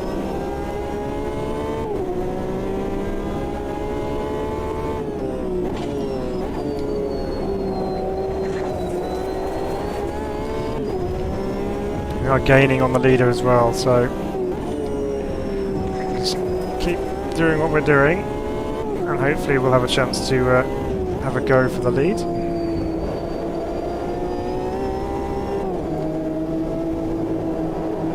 patience corner, just wait, and then you can go full throttle.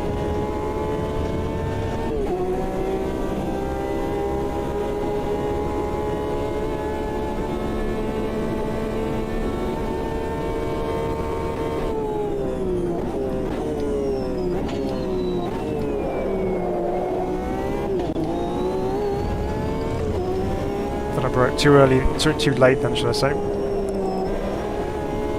But we're okay.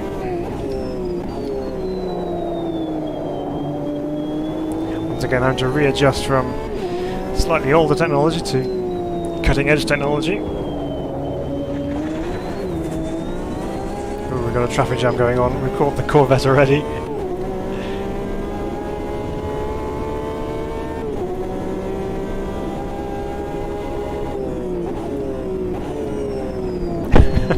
It's so weird watching him being on the brake so early and then just not braking.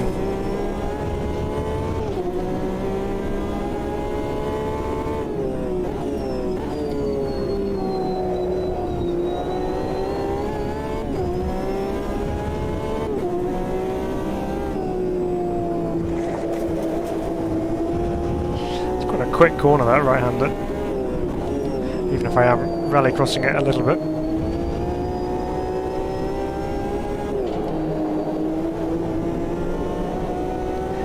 Corvette ahead of us, and a Porsche. Luckily we're going to catch them on the straights. Should make our life a bit easier. Got some pace, that RSR there though.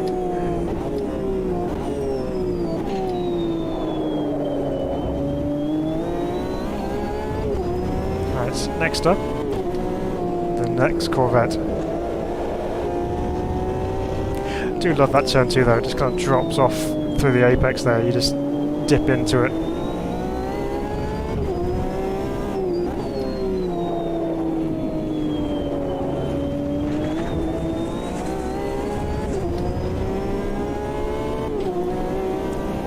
Yes, the GTs do feel a little bit more alive, they don't, yeah, the GT3s don't move around as much. A little bit more edgy. There's no traction control for a start with GTEs, I don't think. Oh no, there is, but just not quite as aggressive. Yeah, I probably should turn the TC off on the GT3s, it was kicking in a little bit.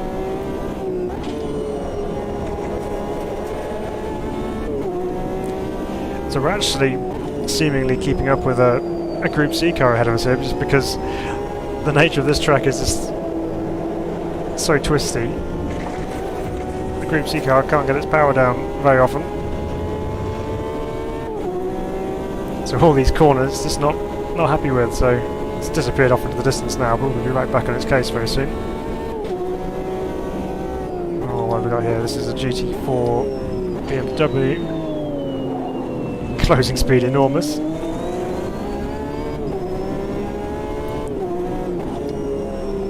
Oops. Alright. Let's off that son.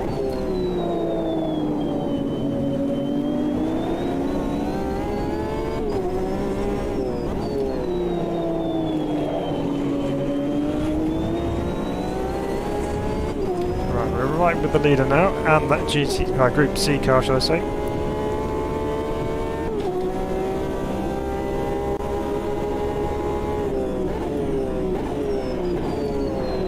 Great feel through the wheel, by the way, with this 911.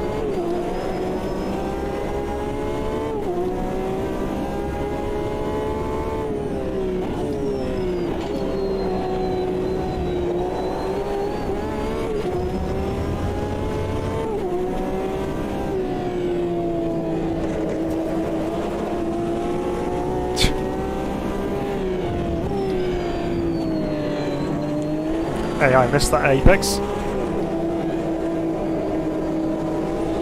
Just about enough room for an RSR on the inside of that Procar.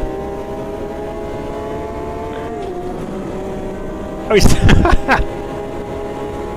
must have gone completely three wide round there then.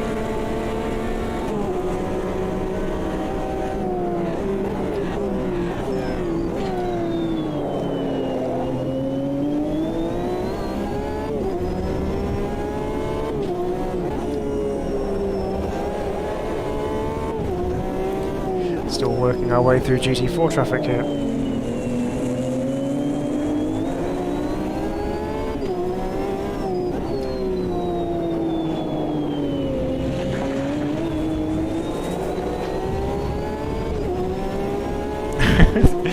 The Porsche is getting blocked. Don't come across on me, don't come across on me, thank you.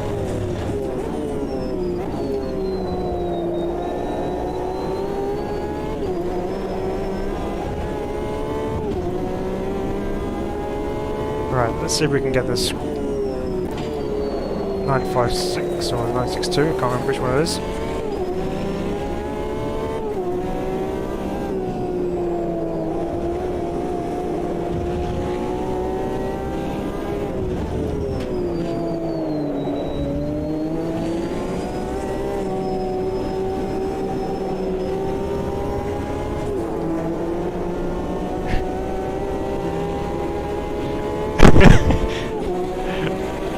Kind of watching that Group C car just to see where he's going to go then, because he's going to get stuck behind that BMW.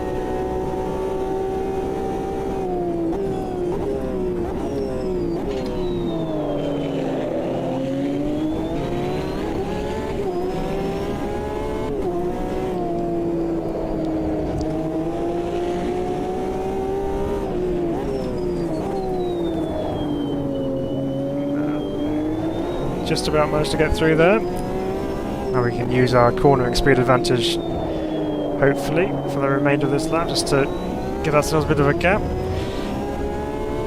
So yeah, you drive for experience, not to be fast, yeah. Just as well, because I suck. No, I'm sure you're fine.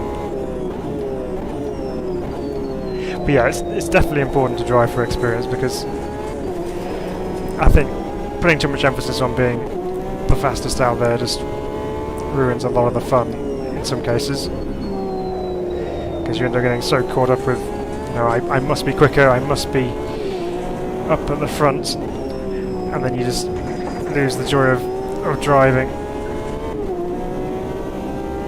Poor M1 just chugging along. Yeah, it is. It's just, you're still going a fair speed, but because we're in this ridiculously quick Porsche, it looks like it's standing still, but yeah, it doesn't stand a chance, does it? Welcome, Javier, by the way. Good to have you with us. Minute left in this race, plus a lap.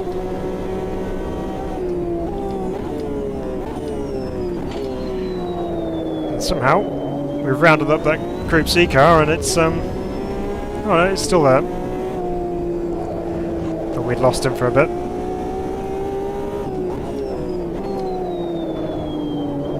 Love that camber on that corner. It's instantly just, if you get that right, braking into there, it just pulls you into the apex. This one, not so much.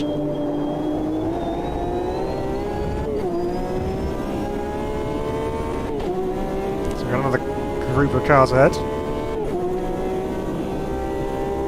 Another old Corvette as well, causing chaos with the 911 in front of it.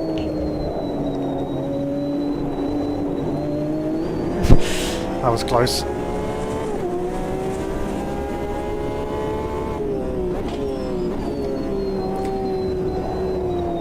So we've got to the front of the GTE class, but any other ones we can grab will be a nice bonus.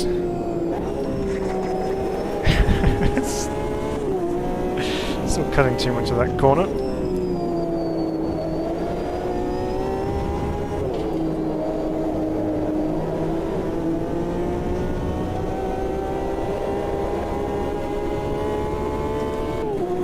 So next lap will be our last, I think. Yep, one more to go.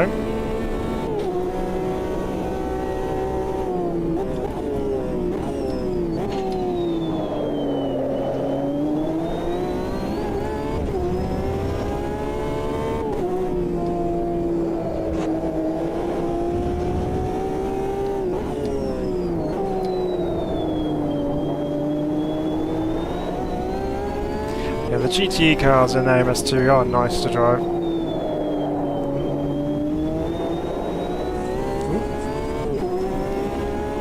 Front and rear left's taking a beating. Yeah, they are. It must be that big long right-hander at the end of the lap which is just killing those.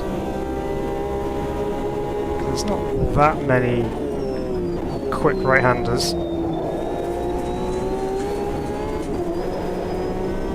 Yeah, it's got to be that final corner which is doing all the damage.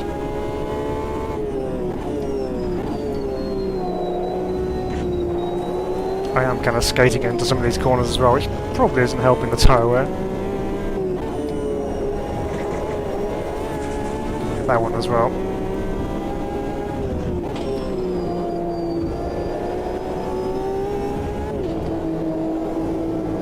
Yeah, literally just grinding the left side of the car into the ground through here.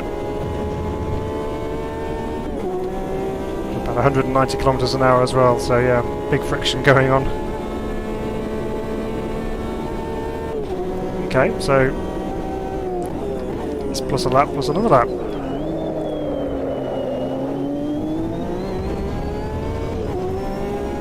Because this is still not over.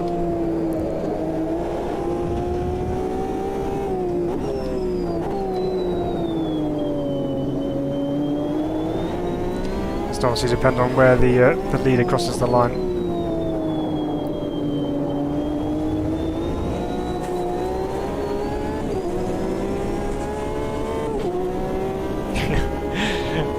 That tyre's not looking as good anymore.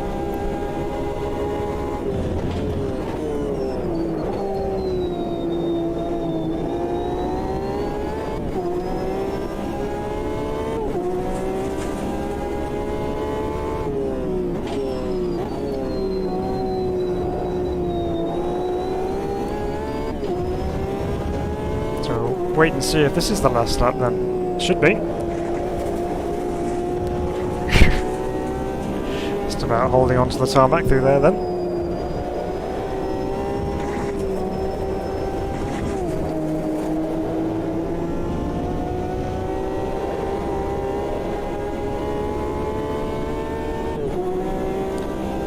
Will we get this Camaro before the line? Probably not. Not that it matters too much anyway. There we go.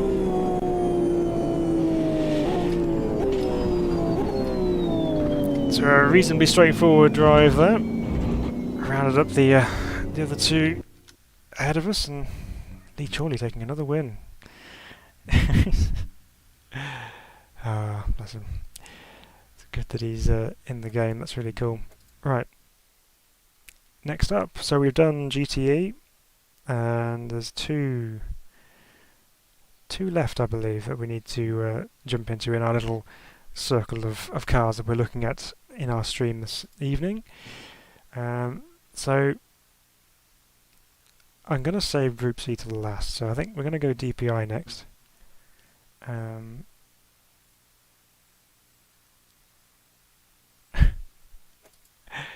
Didn't know this was on. Watching now though. Oh good, it was good to have you with us. That's okay. Yeah, we're here. You can watch it again afterwards if you wanted to, but yeah, no, we're just having a bit of fun doing some celebrating some endurance cars. So, as we're in an American IMSA spec car, we need to go to a American circuit. So we're going to go on with Laguna Seca and just see what happens. We've got another twisty track to try out here with everyone on the same bit of tarmac. Let's see how we get on with this. So we're DPI mode now, and then yeah, we're going to go all out with the Group C cars next, which we're looking forward to. So.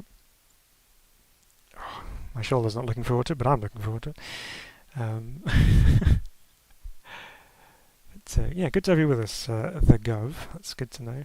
Good to know you're here with us. You're always welcome. Everyone's always welcome to come along and join us for the evening. Hosting some games? No, we're not at the moment, but we will do. We will do. Need to organise some more hosted sessions for everyone to come and join us. Oh, come on, shoulder. Right. Okay, we're starting higher up the grid, obviously, being in a quicker car. So, once again, stuck at the back of the pack, so that's fine. We have a few more cars to play with on this one, and we're going to see how we're going to mix it up with the Group C cars. So I think, like we had with Estoril, Group C were really not happy with the twisty stuff, so we'll see if they can tackle Laguna Seca. If not, we might be battling for an outright win, if I get my words out. So Here we go. I'm going to start in third gear, start in second gear. Rumbling V8 in the DPI, in the Cadillac. And we're away. All of a sudden, we've got an awful lot more pace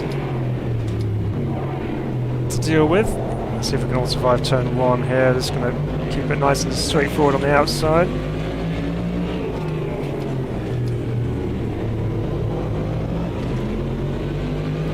Here we go.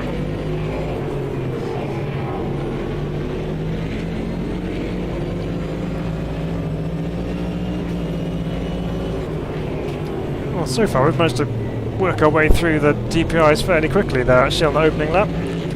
Oh, got cut off a bit then. Least favourite corner on the track, and we're off already.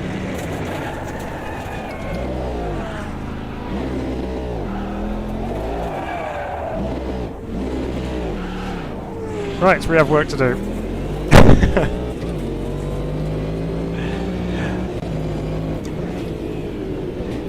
At least it was a reasonably safe rejoin. Oh, mind that sausage curb, Mercedes.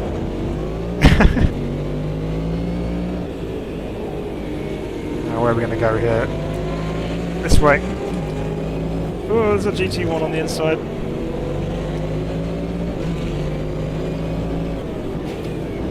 Don't mind if I do.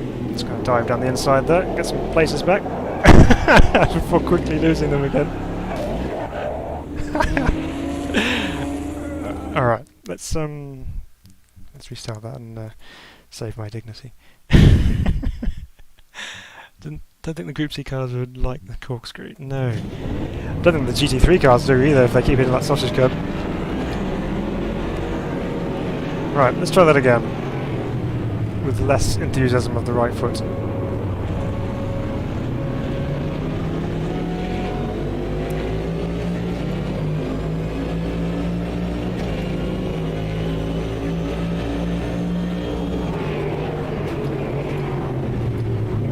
Oh, we're in the middle of a 3 wide and there's chaos happening ahead of us.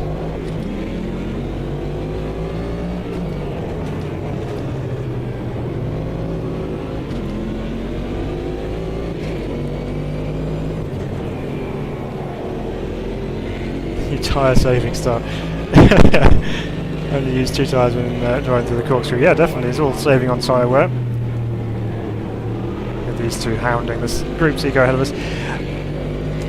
Yes, the Gov, you did ask a couple of weeks ago. We haven't organised any hosting sessions as of yet, but when we do, we'll put them up on our Facebook page and let people know that we're organising an online event. So we will post anything on there to let people know. We'll go from there. Also get on our socials and things and just let us know what kind of events you would like us to run as well. That's always handy to know.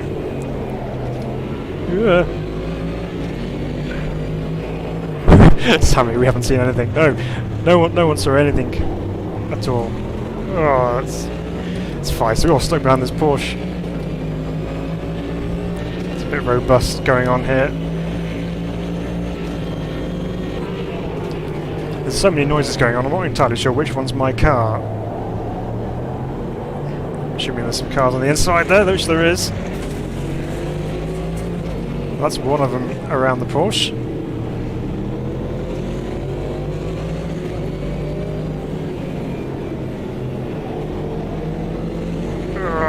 You can't see much when you're behind one of those. Okay, we use our braking advantage into turn 4.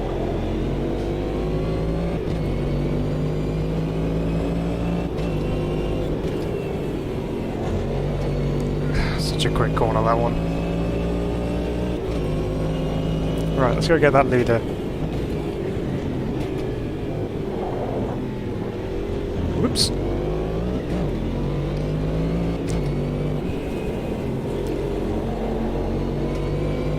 It's a mad circuit, isn't it? Especially when you're in something as quick as this.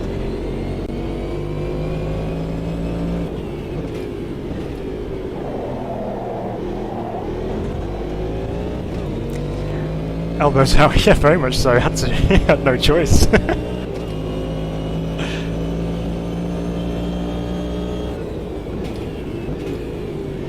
Right, now we've got a few corners to be able to get through with actually seeing where we're going without having another car blocking our vision. Let's see how we can get on.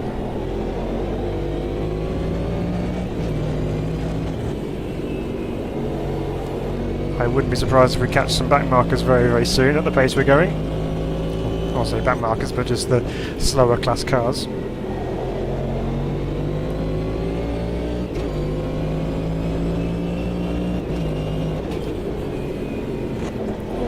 There's that sausage curb. Don't want to hit that.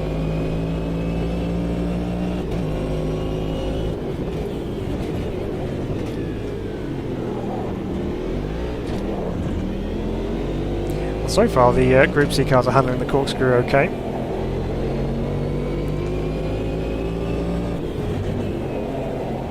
It does look like the DPI is going to be a little bit quicker around here though.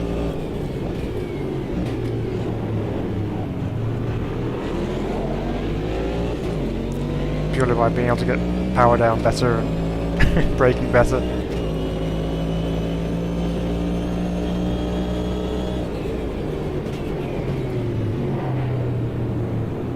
Right.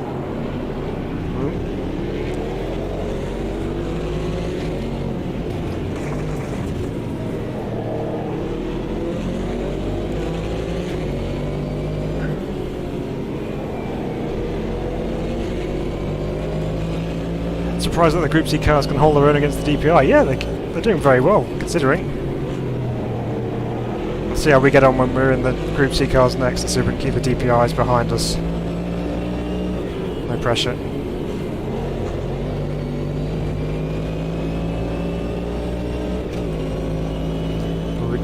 If we're going to be doing it at Spa, which I'm thinking we're going to do, we at least have some good straight line speed advantage. Trying to talk and concentrate is always difficult. Just trying to get the words out is the most of the issue. It's just so full on. You just can't let up at all. Just gonna go on the inside into the last corner. Ooh, no. Okay, so we've got traffic coming up now. Let's hope we all get through turn 1 reasonably safely. Right, that's one Group C car knocked down a peg. Oh, the DPI has gone for the lead.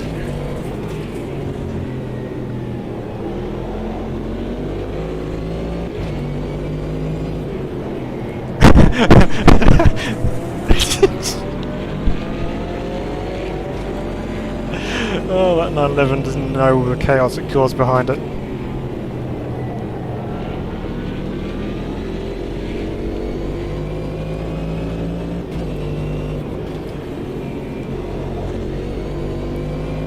Right, so we cleared the Group C cars then. It's just me and this DPI ahead of us to battle it out for the race win.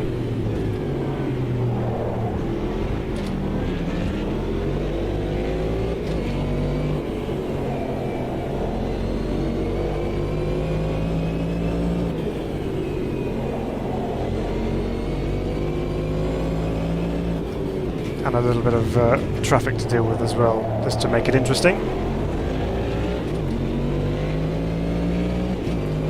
Don't sneeze on the throttle coming out of the corkscrew in the Group C car and all will be fine. Yes. I'll have to breathe in for a moment. Yeah, sorry, race director. Oop, no! Just going to use a pit lane exit.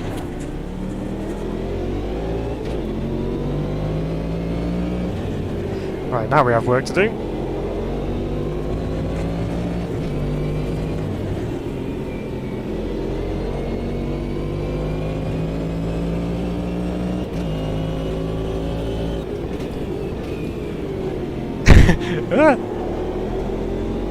I knew the closing speed would be huge, but didn't quite know where to go with that one.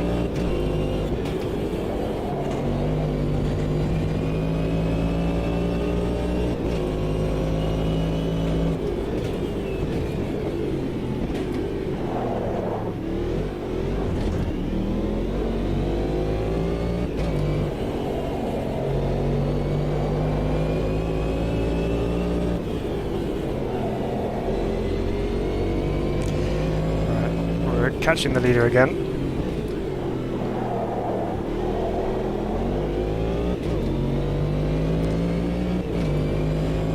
And breathe for a second. Straight back into it again, into turn 1.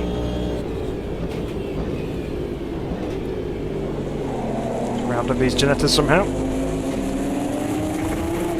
On the grass, or dirt.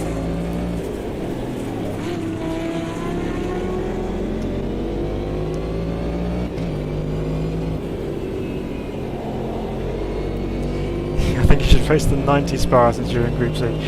Yeah, we probably should, shouldn't we? We'd be wrong not to. Plus it's got the better bus stop, hasn't it? So, yeah, got to do that. Ooh. You know when those times when you just turn in and you're like, oh no. Here it comes. Oop.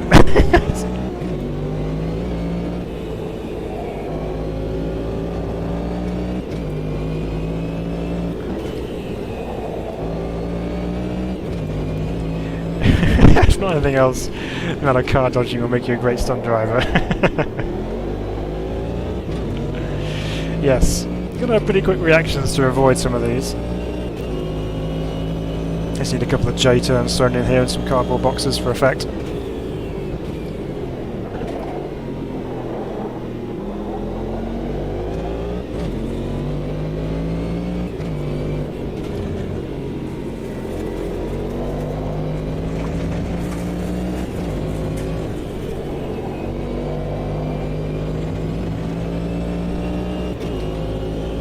Bit of a lap already, we're 3/10 up on our quickest, but then that could just be down to the fact that we've not really had a clear lap.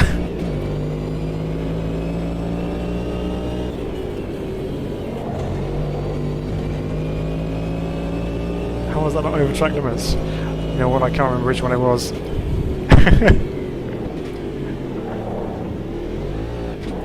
Oh yeah, when I cut there, yeah that's right. Yeah, I don't know. Very lenient. Maybe it was being kind because I had to avoid another car. Probably not.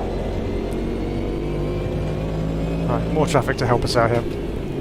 Phil cheating hacks. Yeah, that's right. Don't race against me online. Hi, Kaz. I think it was off the ground. Yeah, I didn't even touch the markers.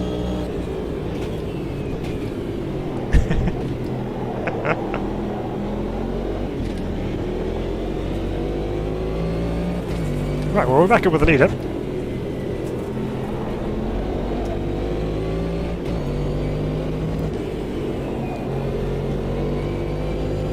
Another 911. Oh, he put the brakes on. That helped.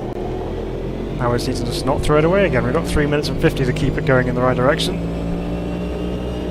But as we've seen, anything can happen yet. Especially when we have two cars going side by side in front of us into the corkscrew. Zap.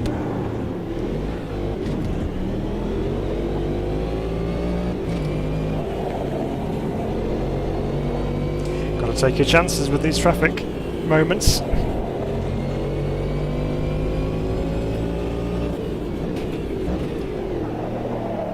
Nope.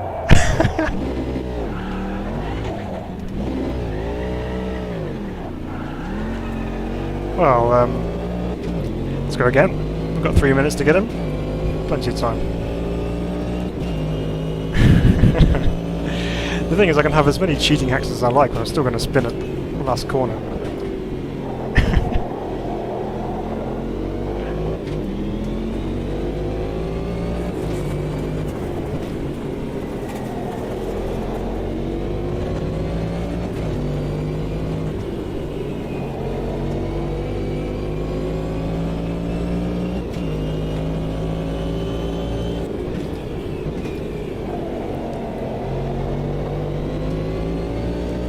Yeah, I did, didn't I? It's about standard for this channel, to be honest. You make a really good move and then instantly curse yourself by saying it's all going so well.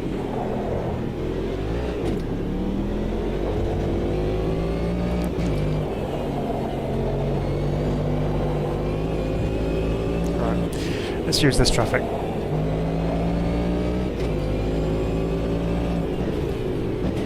And not spin will be the play out of here. It's probably just leave in a second rather than trying to be down to first gear through there. Never mind.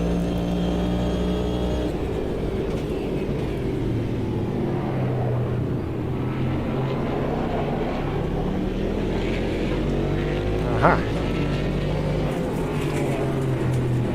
Let's use the Procar, shall we? Ooh. He's going for it. Nope, no he's not.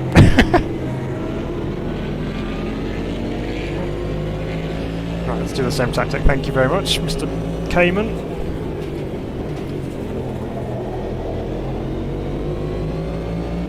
Now, nice and easy now is all we need. Although he's still right on my case.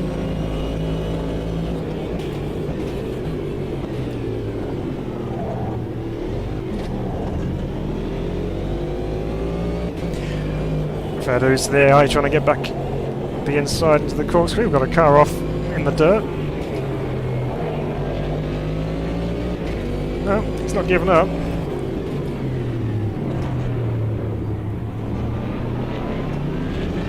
Oh, that's much more civilised through there with second gear. Right.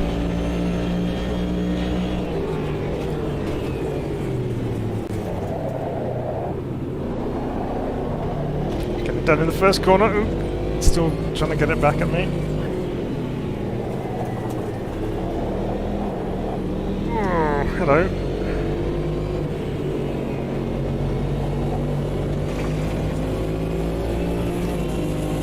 So you're always going to go left there with the slower traffic because they're always going to come across to the right.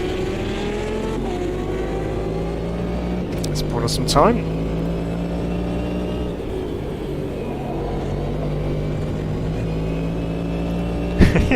No, it's been the last corner. Yeah, it didn't quite happen that time. Still plenty of time left though for that to happen.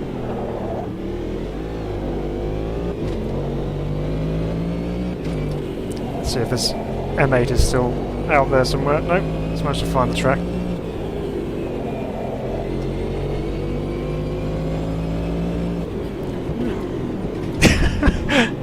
Which line do you want, McLaren? Just looking in the mirror, just disappear. Right, this will be the last lap then.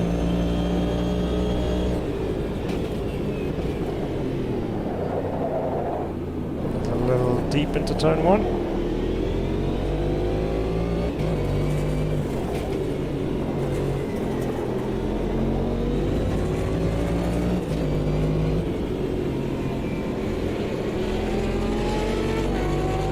I know what I said.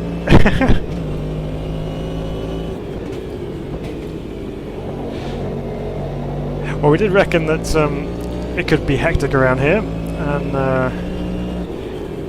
yeah, we weren't wrong.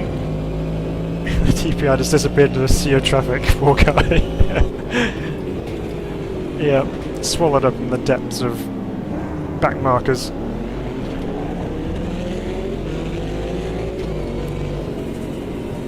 The track just seems so slow when you get caught like that behind another car. Where in reality, at least you're still going a reasonable speed. It's just slower than what you're used to.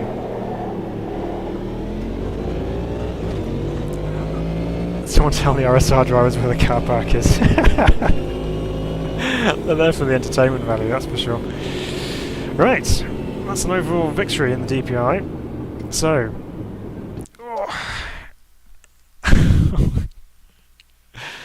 that's going to be out of action tomorrow. Right. So there's only one class left to jump into, really, which is we're saving the best for last, I think. As much as I love the Procar and the GTEs and things, yeah, there's something special about Group C cars in there. So the only problem we've got now is, do we go Porsche or do we go Merc? I think for pure bravery purposes we should go the Merc. It's because thing is insane. So we're going to do that. And we're going to go to Spa-Francorchamps, and we're going to go for the historic 93 version with the actual bus stop chicane and the big curbs, which I need to stay off. I'll warn myself now for that. And let's see if we can keep those pesky DPIs behind us in this thing. I'm going to be right up the front again. We have plenty of straights to use the power of our twin-turbo V8 in the Mercedes.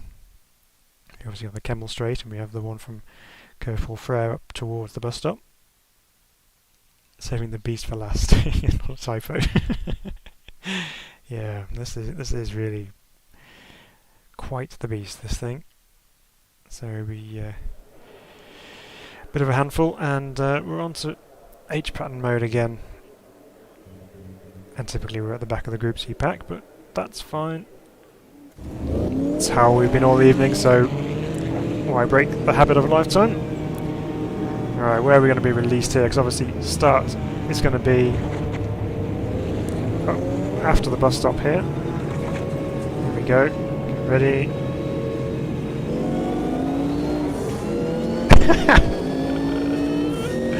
Well, that was a jump. Finally I got a start nailed. And turn 1 failed. But made it. Right. Now we got a head start on those DPIs. Let's keep away of them. Oh, this thing's so fast.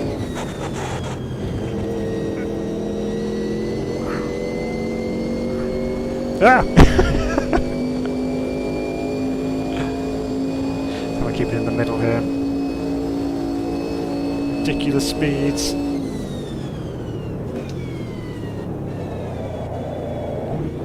I don't honestly know how I made that stop.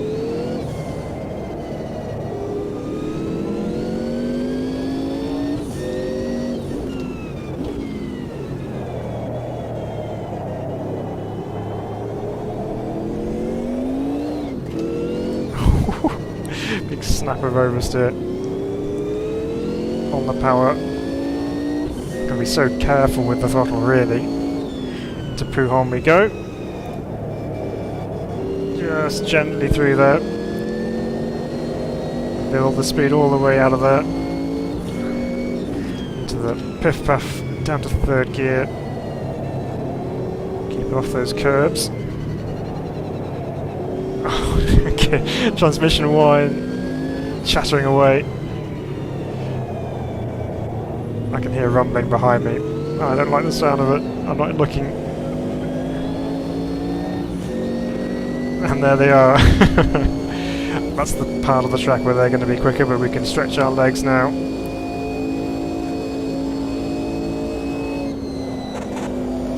Oh, it's so quick. Yep, we pull a nice gap there.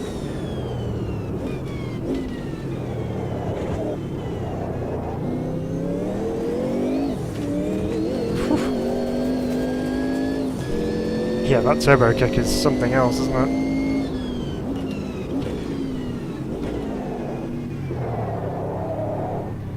Let's wait for all that boost to come in.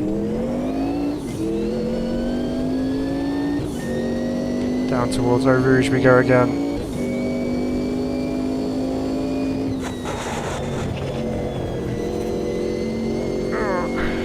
Yeah, it's not going to be flat. With all the will in the world, that's not going to be flat out. Right, we have some space behind us for the time being until we get to the twisty stuff.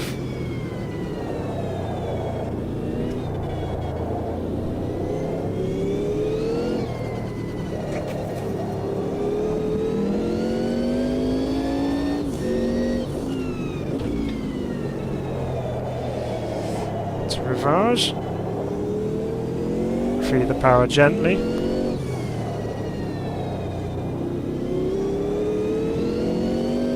Okay, I think we're getting the hang of it a little bit now, being a bit more smooth with everything.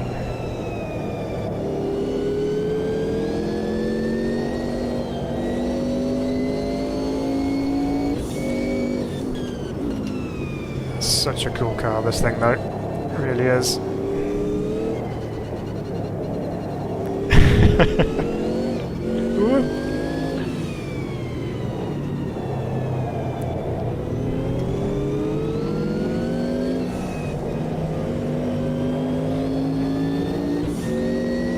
Okay, I can hear the rumbling once again behind. And then we use all that power to build ourselves that gap again.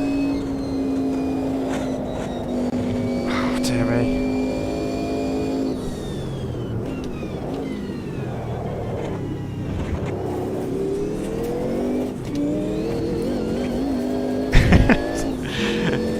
The only part of the circuit where you can actually monster the curbs.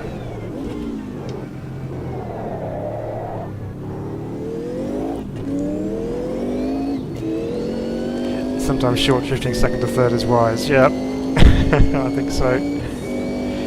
Right, double brakes at the bottom of Eau Rouge. Just hold on, really, is all you can do with you there. Yeah, we've got this in the bag. This is a Group C track.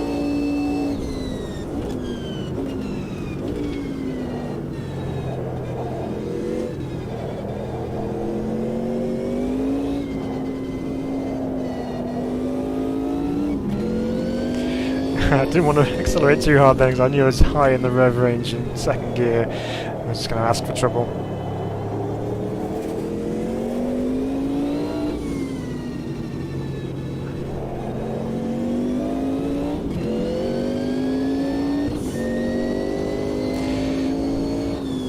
Wastegates whooshing away behind me.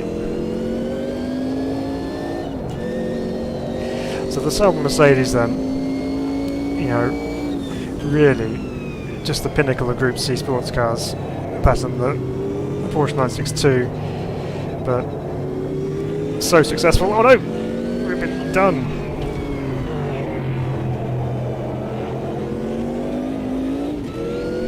Can't have that.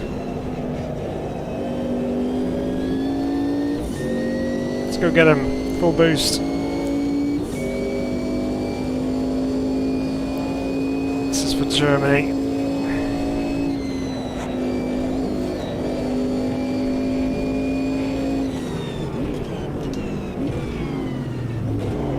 Oops, not first gear. It's like engaging the handbrake.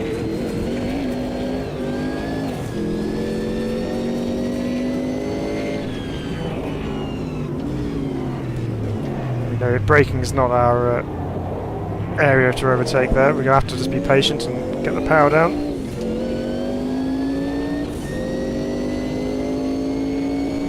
Take it all back. Right, we'll get him on the Kemmel straight. Right, there we go.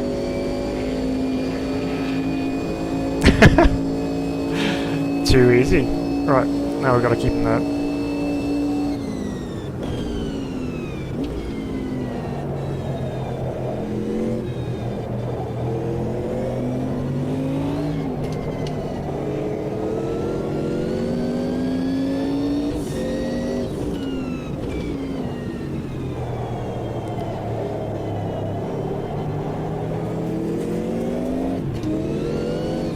There's a really wide Sauber Mercedes.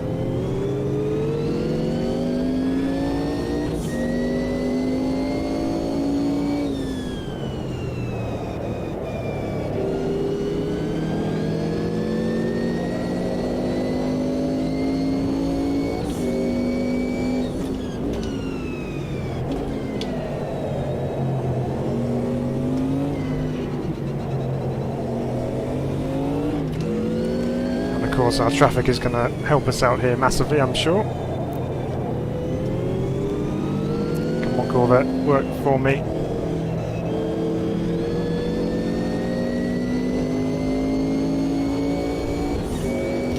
Oop, crunch.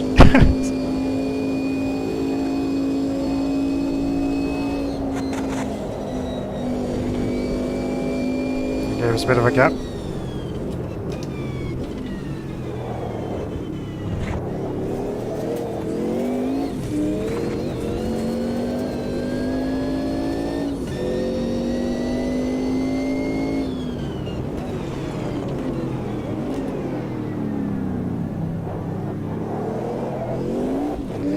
To get that done before the corner, otherwise we'd have been stuck.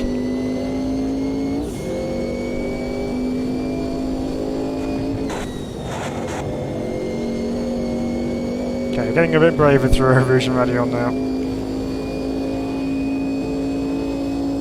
Yeah, friendly nudge. Yeah, it's just like a, I'm coming through, you know. There's your blue flag warning.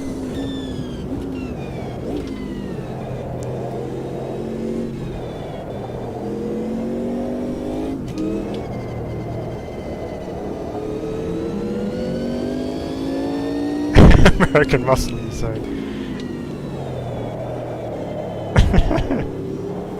American muscle out of the way.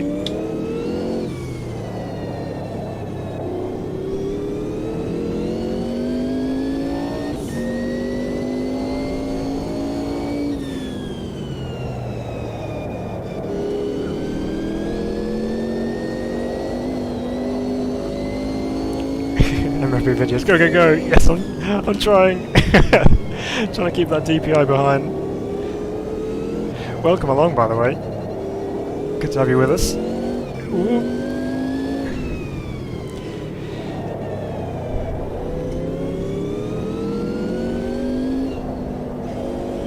1.2 seconds up on our best through here, so that's a good lap, and we still got that gap. Helped out by the back markers.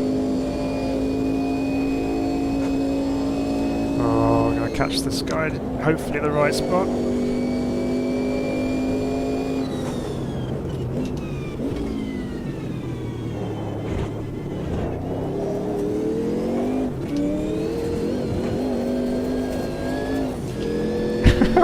Bit of wheel waving going on.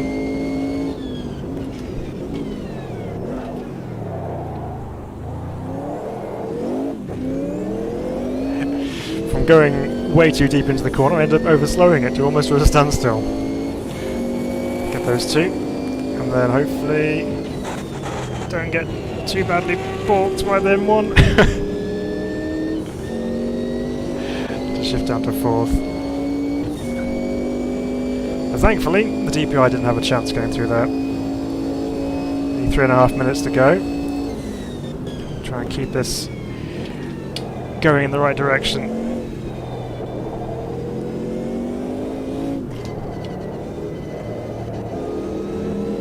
But yeah, the Sauber C9, as we were mentioning before we got rudely overtaken by the DPI, very successful endurance racer itself.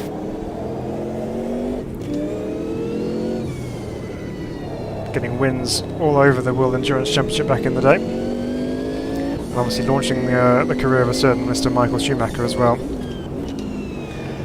Where he got really noticed on the world stage before he went into Formula 1.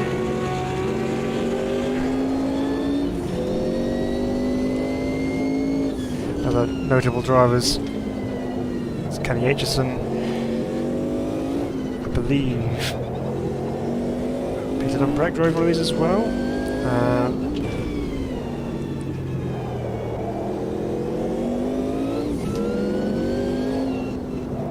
And Mauro Baldi as well, being another famous name to drive one of these cars.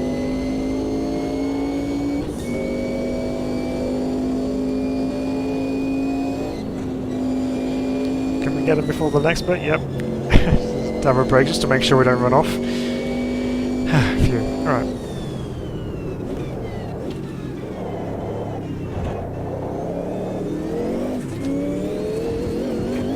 So wild, isn't it? That old bus stop. This really goes by so quickly.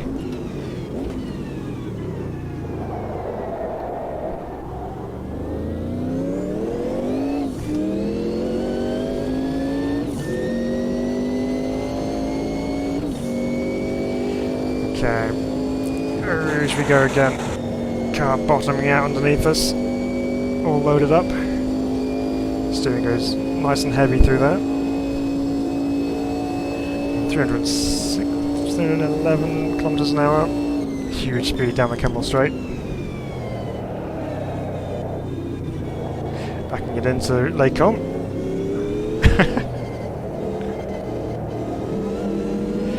Went in there in third gear, which has completely upset my rhythm.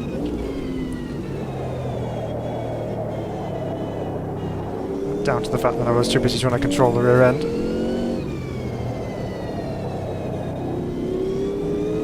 Let's try and get some more water back, shall we?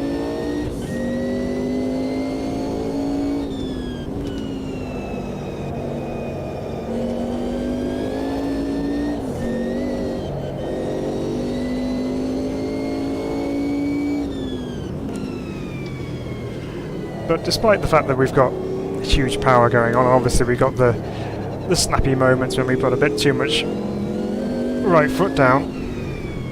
It's reasonably grippy to drive this thing. It's quite positive on turn-in. When you're at speed, the rear end's quite well stuck down. Just the slow speed stuff where you need a little bit more care and attention. But through here, it's just so planted.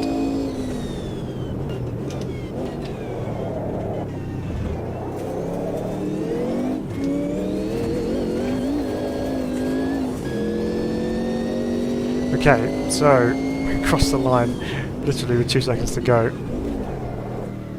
So we're probably going to get 2 laps out of this.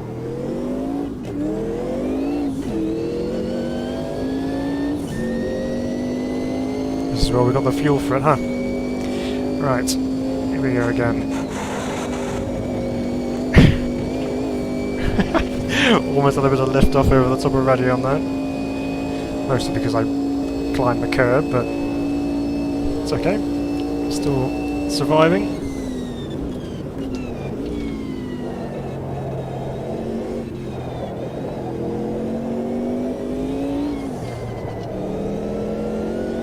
It's quickly grabbing 3rd gear in between those 2 corners.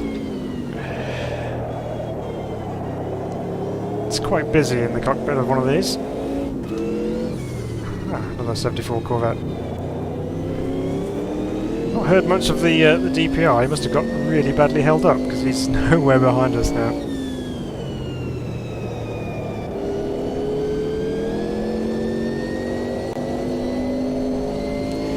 So as mentioned when we first reviewed these Group C cars when they were released, the Sauber C9 Mercedes is in quite a few different sim racing titles.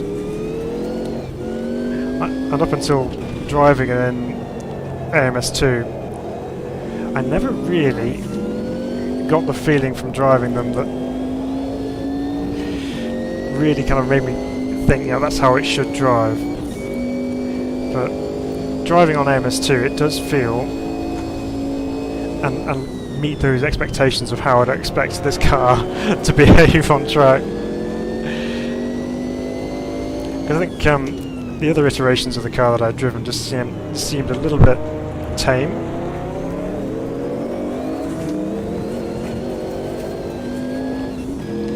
Whereas this one really does feel that good mixture between raw and edgy, as well as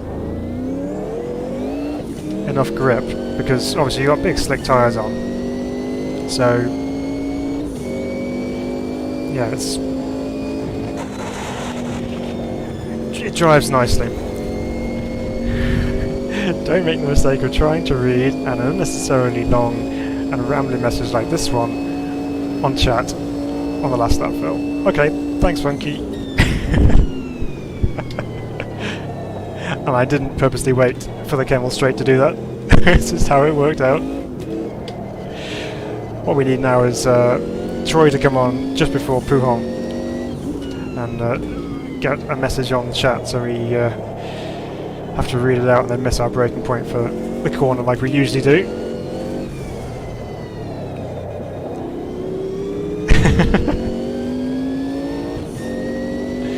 Round about here would normally come in. But we're safe.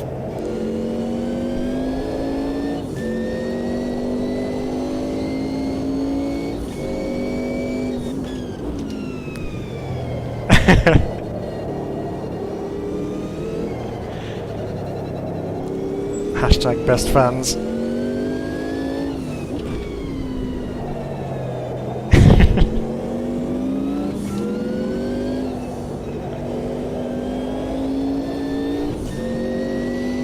Alright. Now I can do this because my desk is actually wood, so touching wood, we should be okay.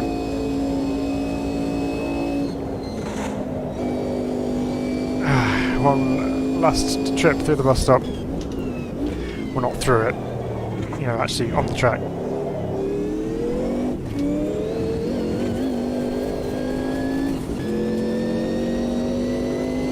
And there we go. Two outright wins to finish us off.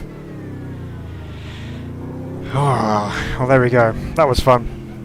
Even though we were out front, we had a bit of a what a pro. Even though we had a little bit of a battle with the DPI, it was a fairly straightforward race. Where is he? Here he is. Getting caught behind back markers.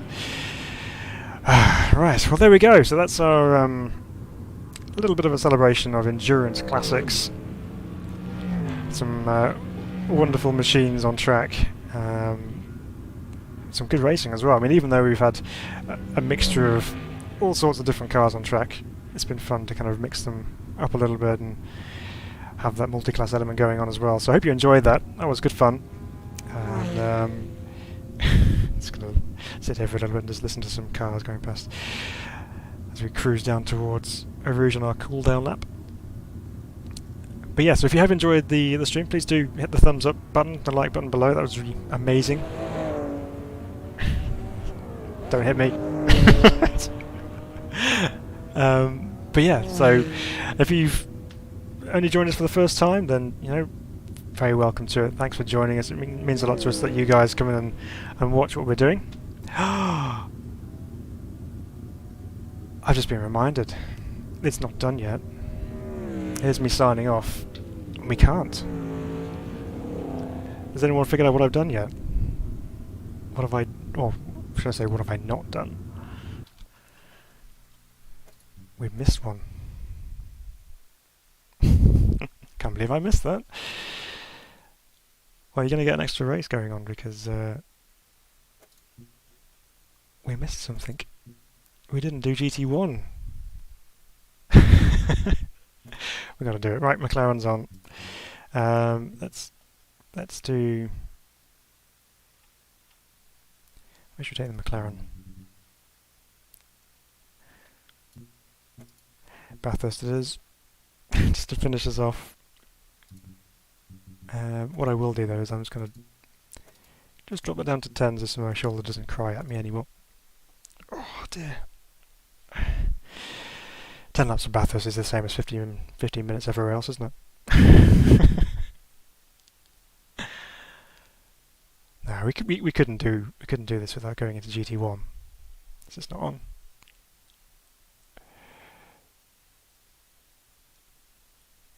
Plus we've missed out on some V12 goodness as well with the McLaren. So yeah, we'll go a bit mad with Bathurst for a final fling, shall we say?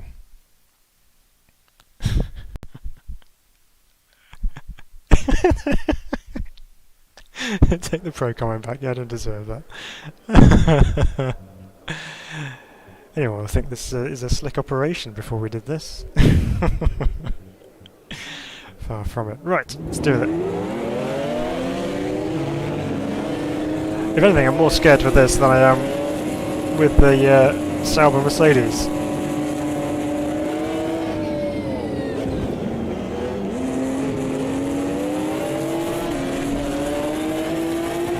I remember we're a central driving position, so I've got to remember the width of the car. Crucial for avoiding walls around Bathurst.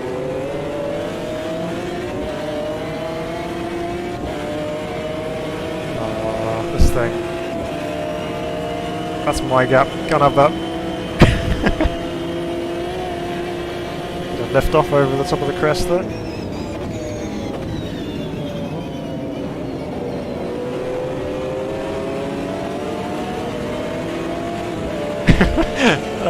That gap's going to close.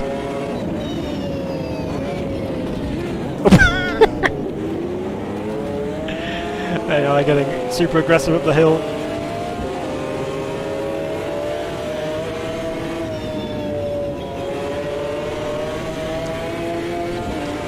Splashing his brake lights at me just to try and put me off over the top of the mountain. Ooh, got the car on the inside of me somewhere.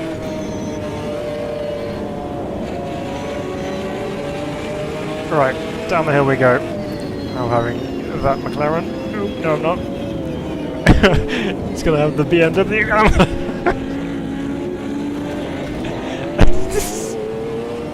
Steady on, boy. Oh, okay, I probably deserve that.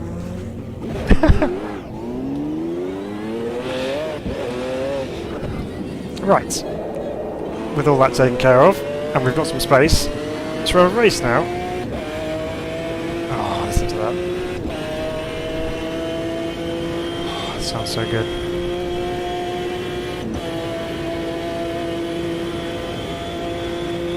Okay, this feels more like a rocket ship than the Mercedes did, the Sauber.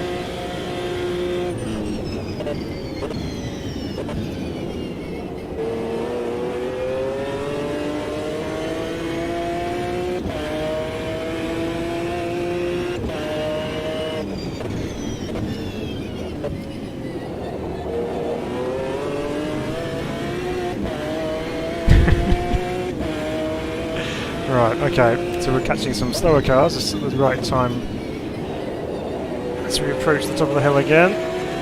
Right, at least we've got around the M1.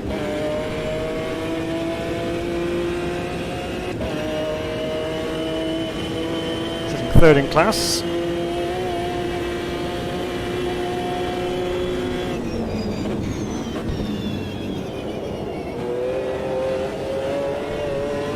Don't know what I was thinking, trying to outbrake a GT3.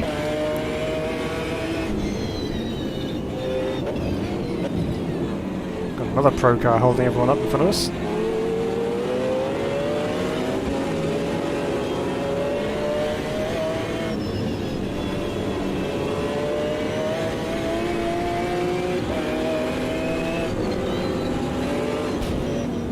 Dabbing the brakes over the top.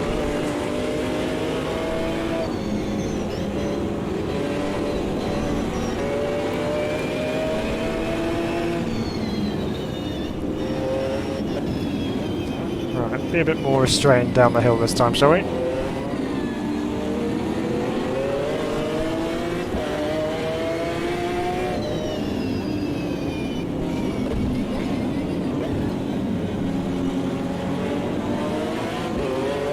It's painful because there's no so much quicker you can go. So we can get this McLaren and the M1. It's just the competency of the screamiest engine. Yes, my engine screams louder than yours.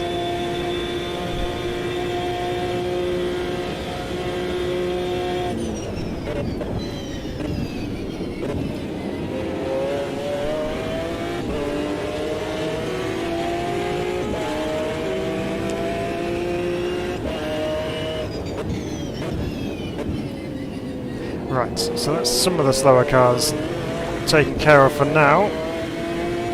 Let's see if we can go get some spaces back in our class.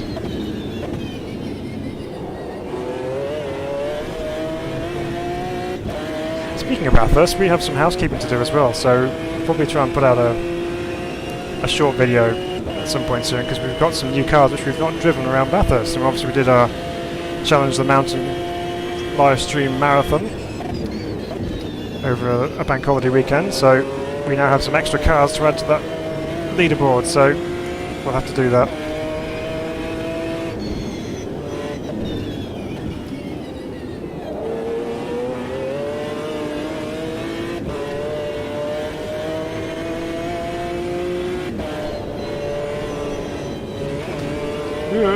It's a bit of a scrape on the wall.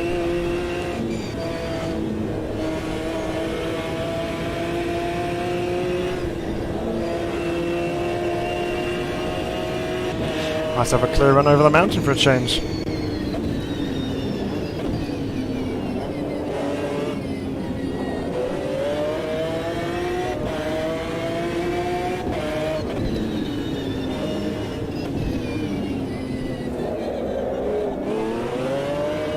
I getting taken out from behind? I am. I've got another McLaren chasing me.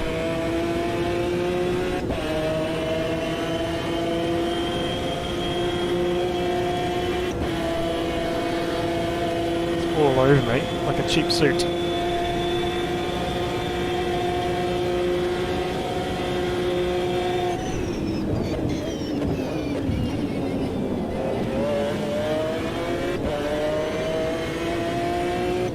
Still trying to gauge how much grip we've actually got with this thing.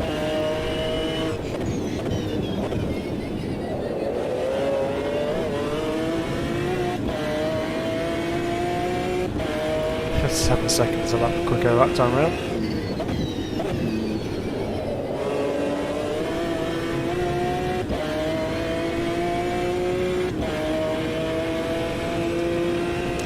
This obviously is the long tail version of the McLaren F1.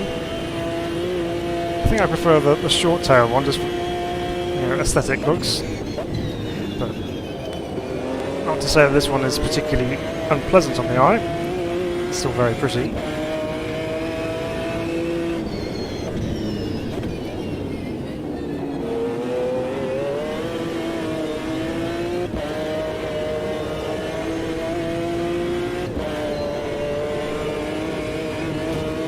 There's that wall again.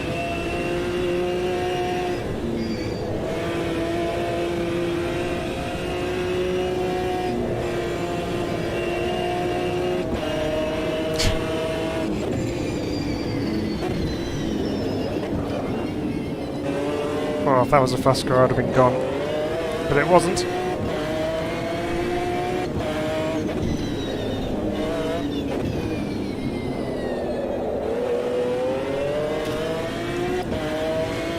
That was a wild ride over the top that time.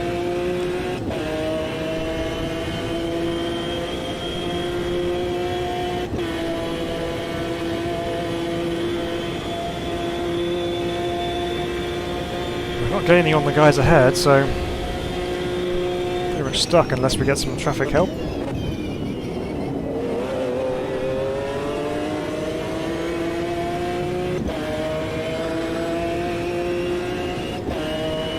Which we might be getting in a moment.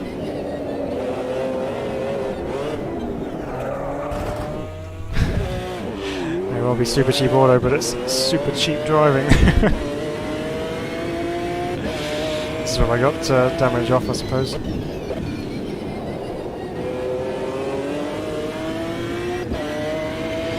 Minute and 10 to go, and we've dropped down to 4th in class.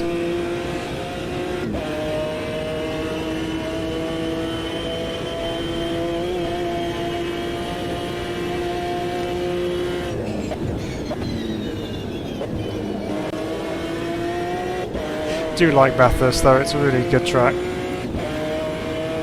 It's a bit of a challenge, but what circuits are?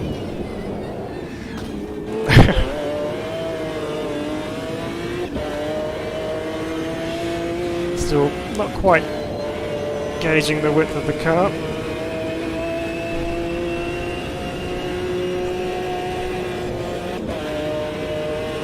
It's near enough flat through that.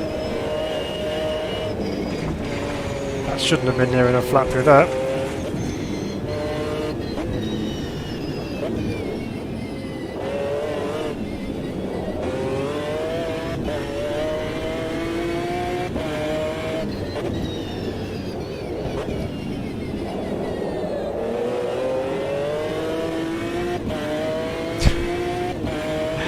You really just have to guide the thing through there. It's so quick down the hill.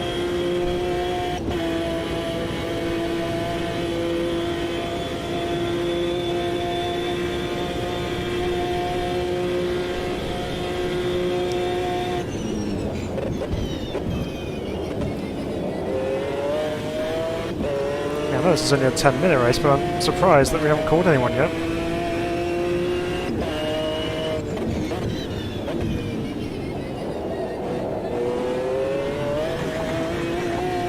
Maybe we would have if I hadn't have nosed into the wall.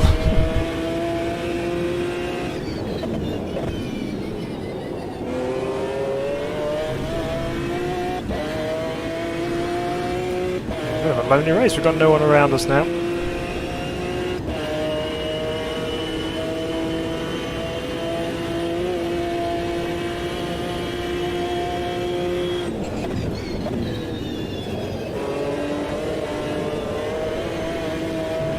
The race is just against the hill to see if you can survive.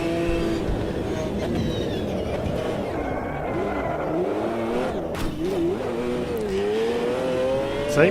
That's what I talk about. Putting the mockers on myself.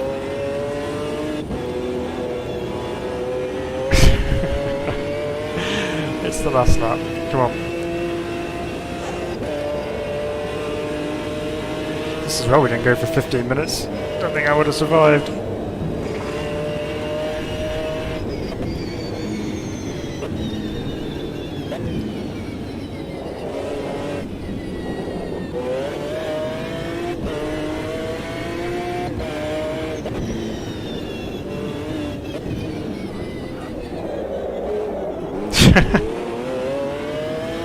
Just engaged drift mode for this last lap, I think.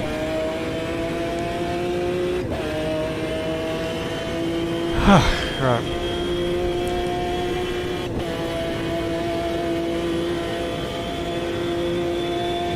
Down to the chase for what should be the last time.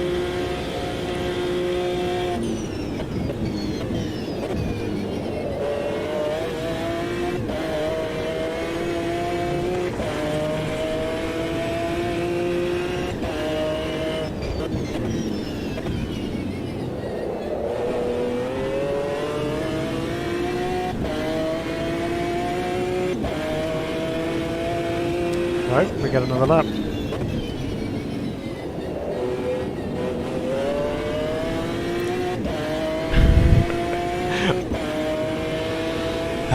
Let's go again.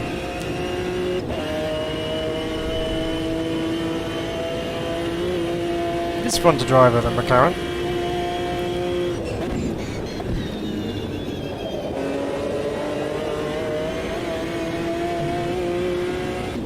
So I have my little fingerprints indented on the rim. It's from gripping on so tight.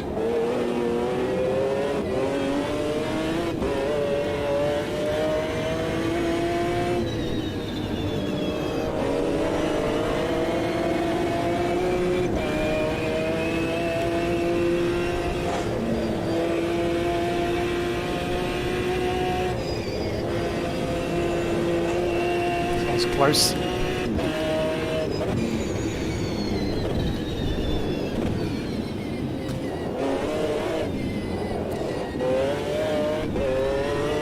Tied you in the salvo, go figure.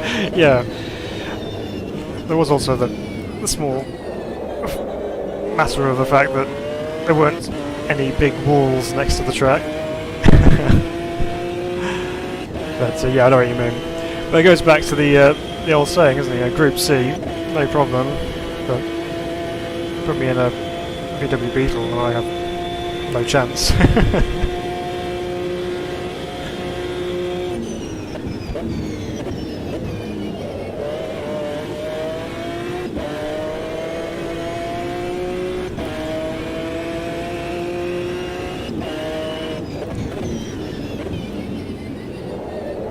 Alright, have the timekeepers got us in the book this time? We do. There we are. Right, so we had to do that because we said we did. We're going to drive the GT1s and we have, so bit of a mad finish around Bathurst. But that was fun. Hope you enjoyed that. My shoulder didn't, but I did. So there we go, that's our roundup of Legends endurance cars on AMS2. And yeah, as we said before, we did this last race. If you have liked the stream, please hit the like button, that would be amazing. But until next time, we will see you very soon. We hope you have a good rest of your weekend and enjoy the racing tomorrow if you're watching any F1 or anything like that. Hope you have a good rest of your weekend, and we will catch up with you again very soon. Hopefully we'll have another video out midweek. We're going to try our very best to do so. Yeah, lots of fun. Yeah, it was good fun. Thanks for joining us, Funky, again. But yeah, we will see you all very, very soon indeed. And take care of yourselves. But until then, bye-bye.